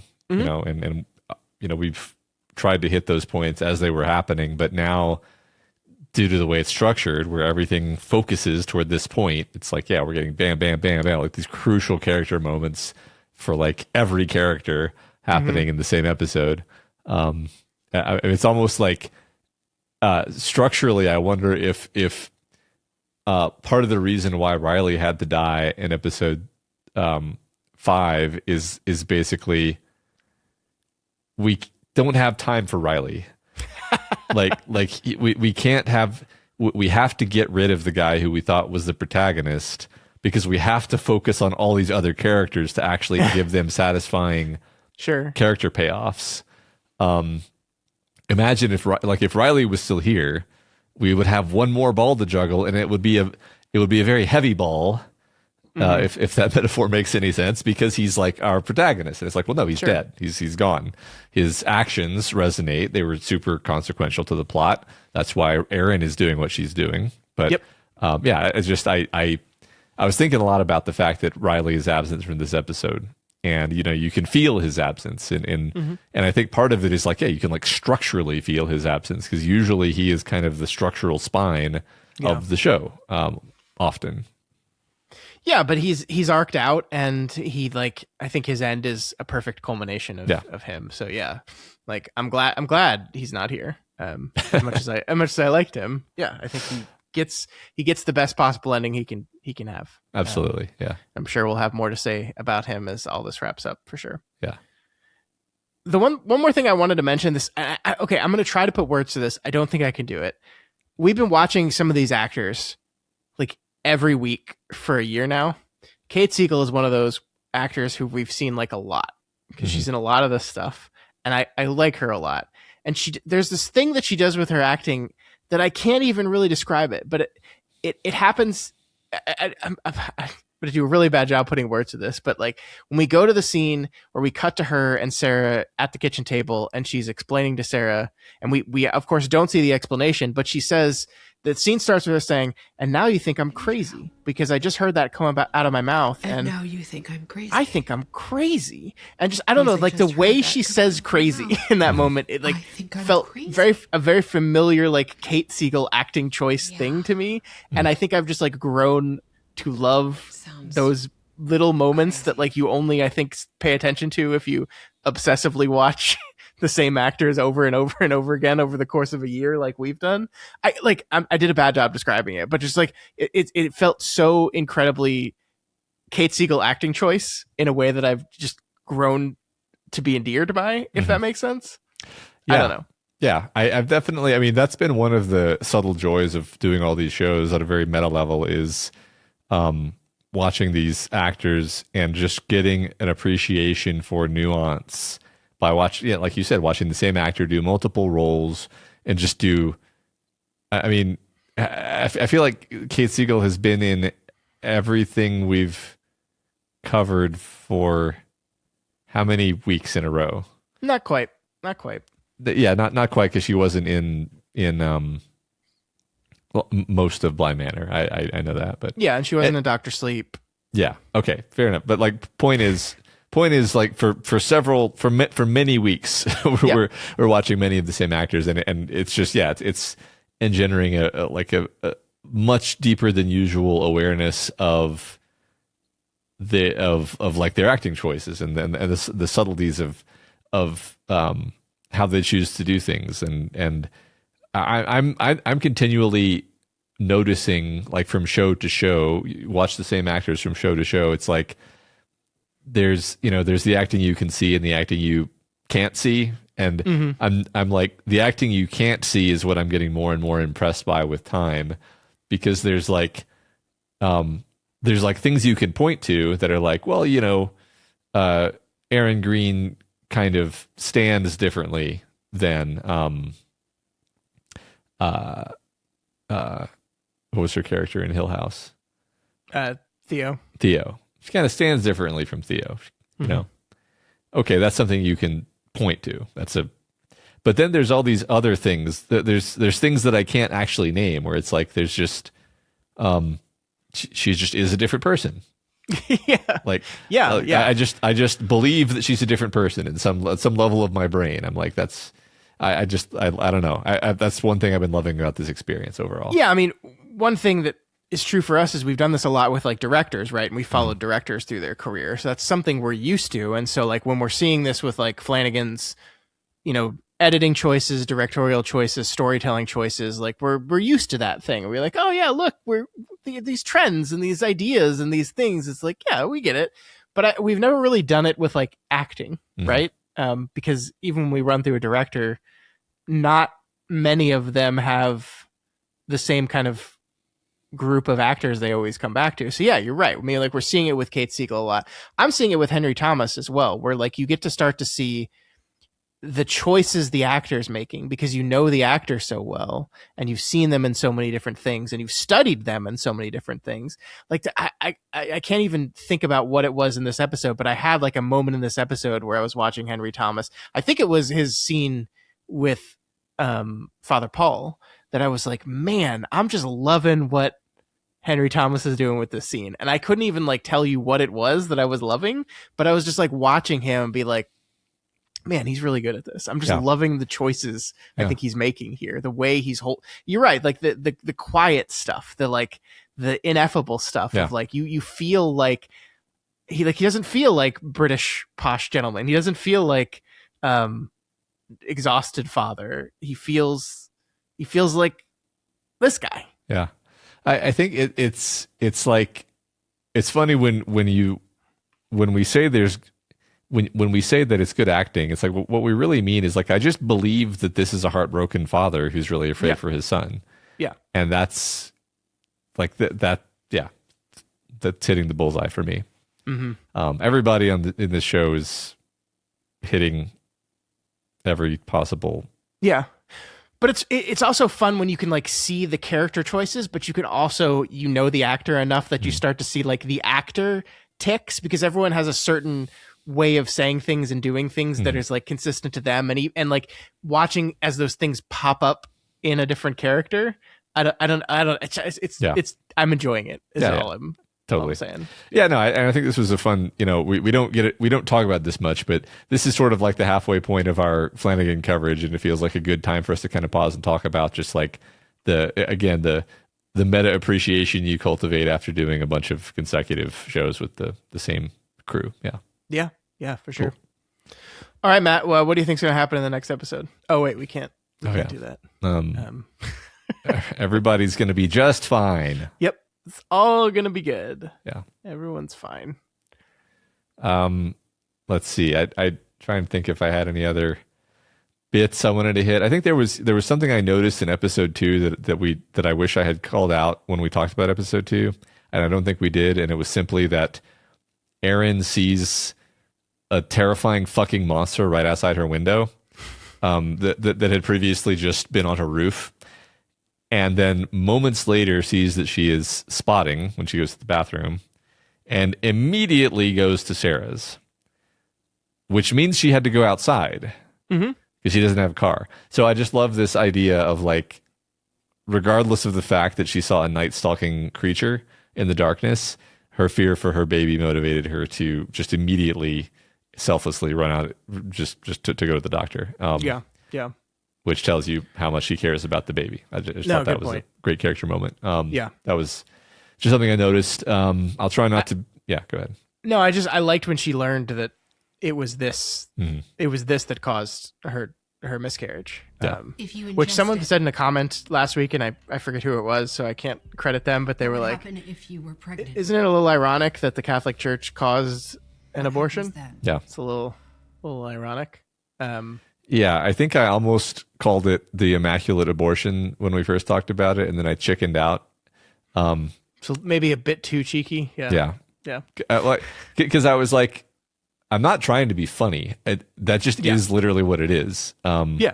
So I really do love that moment where she realizes it, though. Like, she thinks we're talking about other people. Like, she thinks we're talking about Mildred. And then suddenly, and your blood too, Aaron. Mm-hmm. My blood. Mm-hmm. And she has that moment where she realizes the full scope of what's happened and the stakes of it. They don't know that it's the communion wine yet, though, right? Like, it doesn't. I mean, like the characters? It would hardly matter if they did, I guess. Yeah, the characters. I mean, I don't think any character ever says, oh, it was the wine. Yeah. But, like, what else could it be? I don't know. I mean, one thing that doesn't happen in this episode is we don't see Mildred go, oh, by the way, Father Paul is Monsignor Pruitt. I know this, and I'm going to tell the two of you this. However, I think we both just assume that, maybe. Assume that she told them that conversation happened in part of the thing. Yeah.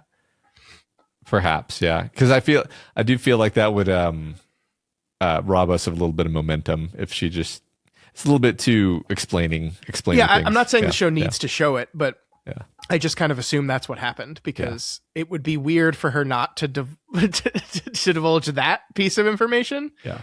When we're like throwing all the cards on the table, it's like, yes, Mom, we've all been noticing how you basically look the same age as me now. Mm-hmm. And her to not go, oh yeah, well, you know who else this happened to? Father Paul. Right. Turns out he's Monsignor Pruitt. Yeah. Yeah, I think you're right.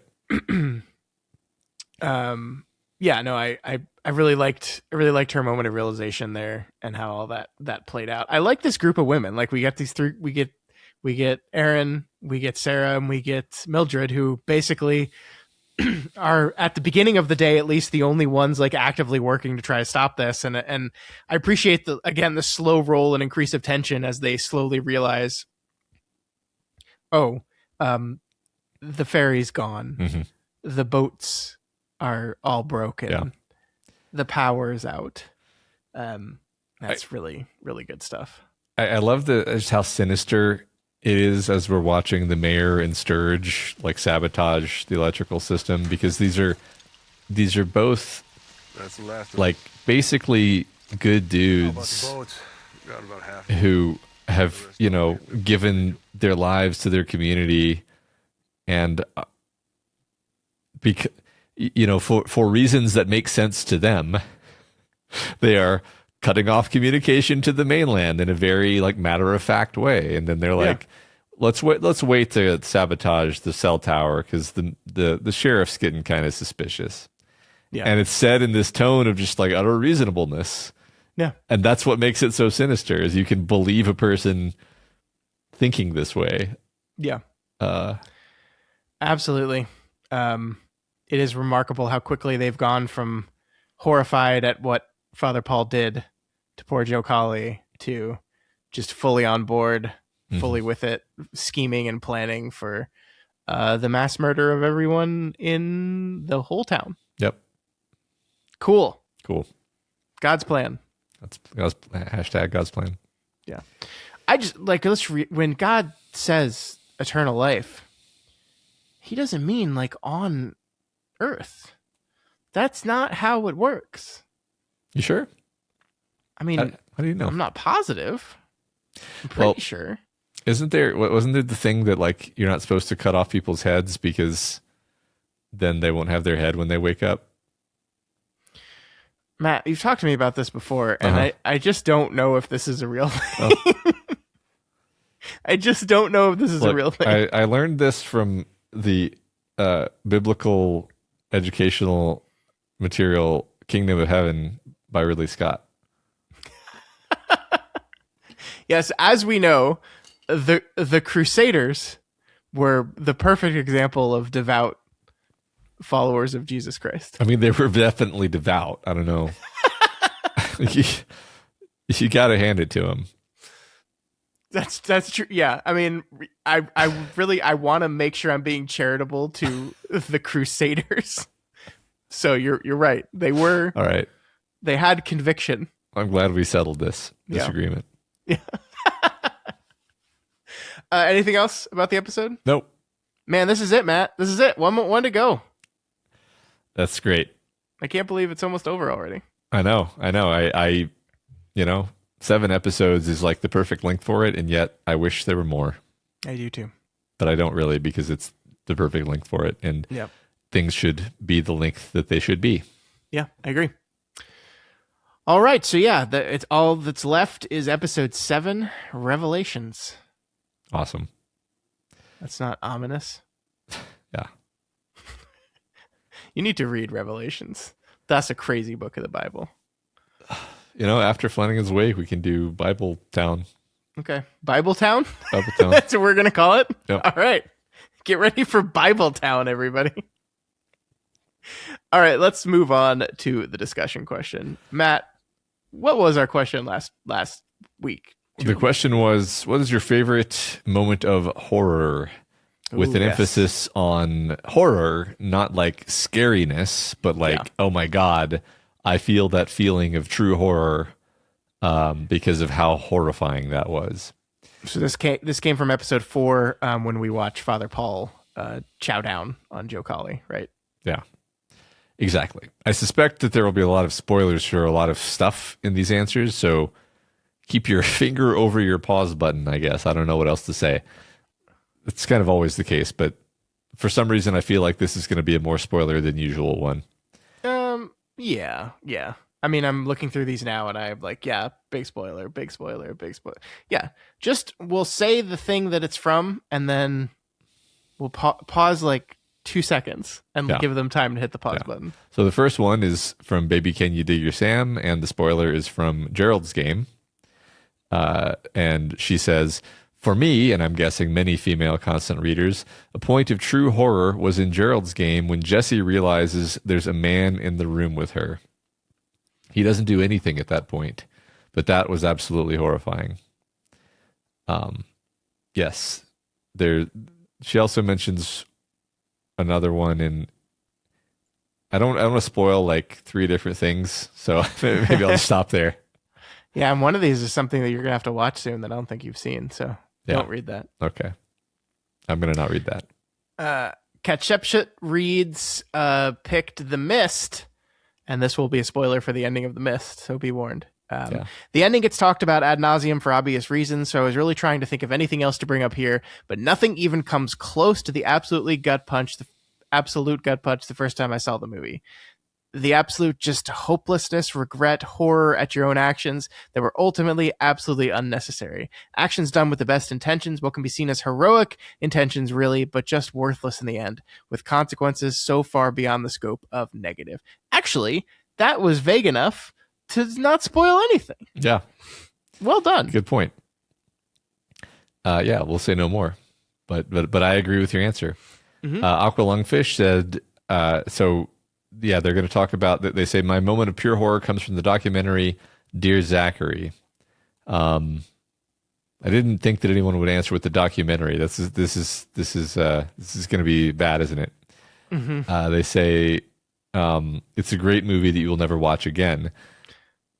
They say the premise of the movie is that a filmmaker is putting together a film about his old friend's life. The reason for him doing this is that his friend was murdered by his ex-girlfriend, allegedly, while also being pregnant with his child. So the movie is a collection of interviews with people and stories about the murdered man to be shown to his son Zachary once he's old enough, hence the title. The ex-girlfriend the ex-girlfriend fled to her home in Canada before giving birth, then was arrested sometime later after enough evidence was gathered. Zachary went to live with his grandparents, the father's parents. After some time, the mother was released from prison due to a failure in the legal system, and the grandparents were forced to give Zachary back with a visitation system in place. I don't like where this is going, Aqua Lungfish. Okay. Then Zachary's mom kills herself and him by jumping into the ocean and drowning both of them. Okay, Jesus. That's horrifying. The film hard cuts from relatively light material to that fact, slapping you in the face with what happened and instantly making your stomach drop. The horror comes from both the actual act itself and the slow realization through the rest of the film that the ways the legal system completely failed to recognize the dangers this woman posed. I don't even have a kid. I didn't even have a kid when I watched this, and I knew it was too much for me to want to watch again. It's an excellently made and effective movie, and it makes me want to cry every time I think about it. Yes. I mean, the real world is pretty full of horror. Like, I mean, I don't know how dark we want to. I'm going to be like, vague, but like when I think about the most horrible things that I've ever heard of, they're true things, right? Because it's they really happened to someone, and then you have to think about what that was like. And often, I mean, the horrible truth is that we often sanitize things for our fiction, or we sort of make them elevated with genre elements so that they're sort of fantastical, so that we can tolerate them. But the real world has a lot of horror. Mm-hmm. And I am such a broken person that I heard all this and immediately looked up where I can watch this thing. Yeah. Stronger man than I. I don't think I'm going to do it, but the fact that I was immediately curious about it says a lot about me. Prime Video, by the way, if you want to know. All right, we have Pedro Nero who says, this is a spoiler from the television show The Pit. In The Pit, when the mother portrayed wonderfully by Samantha Sloyan of a child left brain dead from a fentanyl overdose has this news delivered to her. The camera leaves the room to show the rest of the ER having to sit with her inconsolable screams. I'm a paramedic working in and around a level 1 trauma center, not unlike The Pit in Minneapolis. The scene made me feel hollow and horrified in ways that are difficult to describe. My friends and I have had to deliver similar news to similar people, and it never leaves you. Matt, why did you ask this question? This is a terrible question. Yeah, I wanted fun answers to the question of what's the worst thing that ever happened to you. That's not even that's a great answer, but it's not even the thing in The Pit that horrified me the most. Oh dear God. Yeah. Hey, you should watch. It's actually a really good show, and you should watch it. It's really good. It's about people being really stressed out, and then sometimes the most horrifying thing you've ever heard of happens. Yeah, but also sometimes the most wonderful thing happens. Oh, okay. Well, sometimes. Okay. Cool. All right. DJ, no, I don't know why I said that. The DJ Zig says my favorite, and I use this word very sarcastically, moment of horror in media has to be from the 2000 Ridley Scott classic Gladiator. Okay, so you wrote this one. No, I haven't read this one yet. Actually, I don't know what moment they're referring to, so this will be fun. Early in the movie, the Roman Emperor Marcus Aurelius informs his son Commodus that he plans to make General Maximus Decimus Meridius the heir to the throne in place of Commodus. In a rage, Commodus proceeds to murder his father by smothering him, using Commodus's body as the murder weapon. The first time I saw this movie, the sequence of Marcus realizing what Commodus is doing, his frantic efforts to push Commodus away, and his increasing panic over his inability to breathe filled me with what I can only describe as bone-deep horror. The scene had such an impact on me that while I've watched the movie itself dozens of times, I've watched that specific scene exactly once. If the movie's on TV, I leave the room. If it's on disc or streaming, I skip to the next scene. I cannot bring myself to watch it again. That's really interesting. I think one thing that's interesting is I don't have that reaction to that scene. No. And I think we all have our own things that strike a nerve with us. Sure. And so there's stuff that really gets under my skin that doesn't get under your skin, for example, Scott. So I just think that's I can even see, like, putting yourself in Marcus Aurelius's position there is horrifying. That's just not necessarily how I like inhabit that scene. That's really interesting. Thanks for that answer. Mm-hmm. Man, we got a lot of other. Are we really going to read all of these? We got a lot of answers to this one. I might just say like the title of the thing, you know. So Jeremy Leave It says The Mist. Steve Living Room says Bury My Heart at Wounded Knee and Requiem for a Dream. Pear Jane says In the Company of Men. Scantron 93 says Nightmare Alley. Yep. I agree with that. Odin's Ghost 31 says One Flew Over the Cuckoo's Nest. Yes, that's horrifying. Yeah. Duran Longbeard says the entire Twilight Saga, which is, I think they were being humorous in that. DJ Nedelko says Ghost Ship. Dude, have you seen Ghost Ship? No. Dude, it's a terrible movie. Uh-huh. But the opening sequence is like one of the fucking coolest, gnarliest opening sequences ever. And that is what DJ Nedelko is talking about here. Okay. Just like look up Ghost Ship opening and okay. It rules. Okay, I will. Additional Sound 6829 says The Stand. Yes. Comics Rat says The Neverending Story, where specifically when Atreyu loses Artax in the swamps. I mentioned this because everyone agrees. Yeah. Chatringa says The Vanishing and Green Mile and 28 Days Later. It's as nar thing. It's a snare. It's a snare thing. It's a snare thing. Says Saw torture scenes and Dr. Gordon's involvement. Okay, yeah, something about Saw. I haven't seen Saw, so I can't even. OK Road 2424 says The Lighthouse ending. I love that movie. Don Zest says Dr. Sleep with the baseball boy. Mm-hmm. Bent Westward says The Thing defibrillator scene. And that they met Kurt Russell in the 90s. Wow. Whoa. Nice. And Busy Dad 82. Can I also meet Kurt Russell in the 90s? Is it something that can happen? I think so. Busy Dad 82 says Fire in the Sky.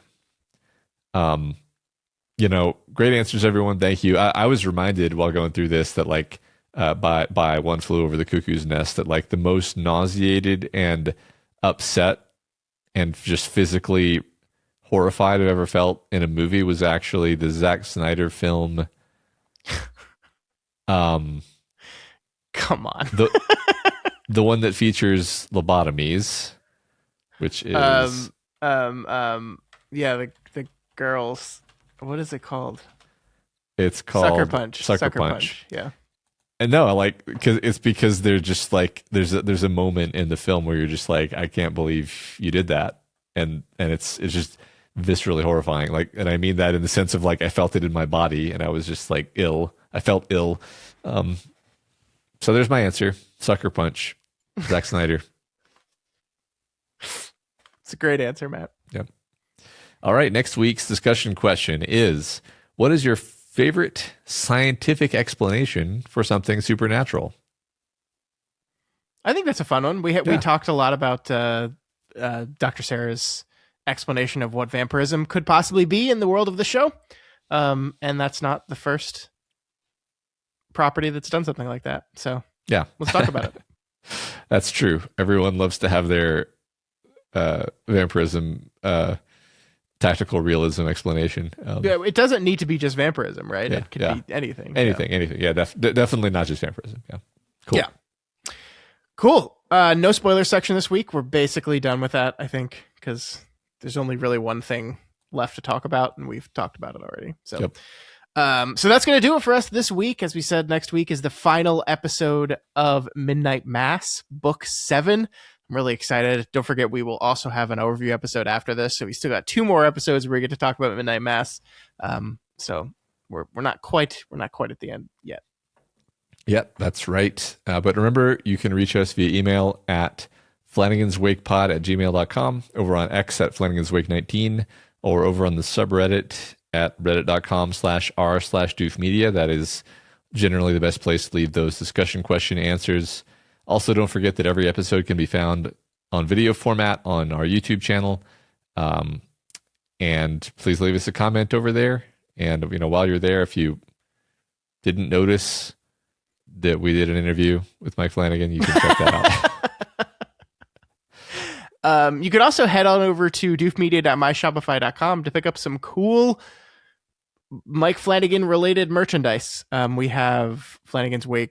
I like our logo. It's been a year and I still really like our logo and I really like our name. Mm-hmm. I think it's great. So if you want to rep that going around town, you can do that at doofmedia.myshopify.com. New stuff is being added to the store all the time. Jody and Eliza are doing a great job coming up with new ideas and making them happen and putting them out on the store. So please make sure you check back. We try to let y'all know whenever we have new stuff out there, but please make sure you always check back because it's happening. It's happening. Yeah. Yeah. If you like Flanagan's Wake and you want to support us, then please consider donating to our Patreon at patreon.com/doofmedia. There should be even more bonus podcasts than usual this week. Me and my brother are putting out one of our shows last week relative to when you're receiving this. And probably another From podcast episode dropping soon. Yeah, we've been very good at getting back to the every other week for those. And it's been great. So yeah, check those out for sure. And we've been saying this for a while now, but if you haven't just become a free subscriber on Patreon yet, just to do it, come on, man. Yeah. Do that. One button. Yeah. Sorry, I'm just watching the opening scene from Ghost Ship. Feel a little distracted during this outro because I just had to immediately watch the opening of Ghost Ship. I may have already searched it in a second tab just so it would be ready for when the podcast ends. Just so you know that I'm not just making this up, if you just go to YouTube and you search Ghost Ship, the next thing that will appear in the search is opening scene because wonderful. You will not be the first nor the last person to go, man, you got to watch that. Folks, he's right. But please head to Patreon and subscribe. If you can afford to subscribe at a monetary level, that'd be awesome. If you can't do that, please just subscribe for free. And make sure you don't miss stuff like our book clubs. We're going to be covering, The Mercy of Gods. Is that? The Mercy of the Gods? The Mercy of Gods. Oh, okay. We just love God talk here at Doof Media, so we're just keep rolling it forward. It's apparently our thing now. Yeah. But that's a lot of fun, and you can find out more information there over on our Patreon. You can also help us out. Please keep sharing this podcast. We've seen a lot of sharing happening. We appreciate that. There was a lot of people that were sharing our interview with Mike Flanagan, which we really appreciated. And people keep leaving those reviews. We like those reviews. They really help us, and they make us feel good. So do it. Yep. All right, folks, we're going to go watch the opening scene from Ghost Ship. So until then, I hope you don't get cut in half by a steel wire, Mr. Flanagan. Whatever could that mean? You're going to get that in just a second.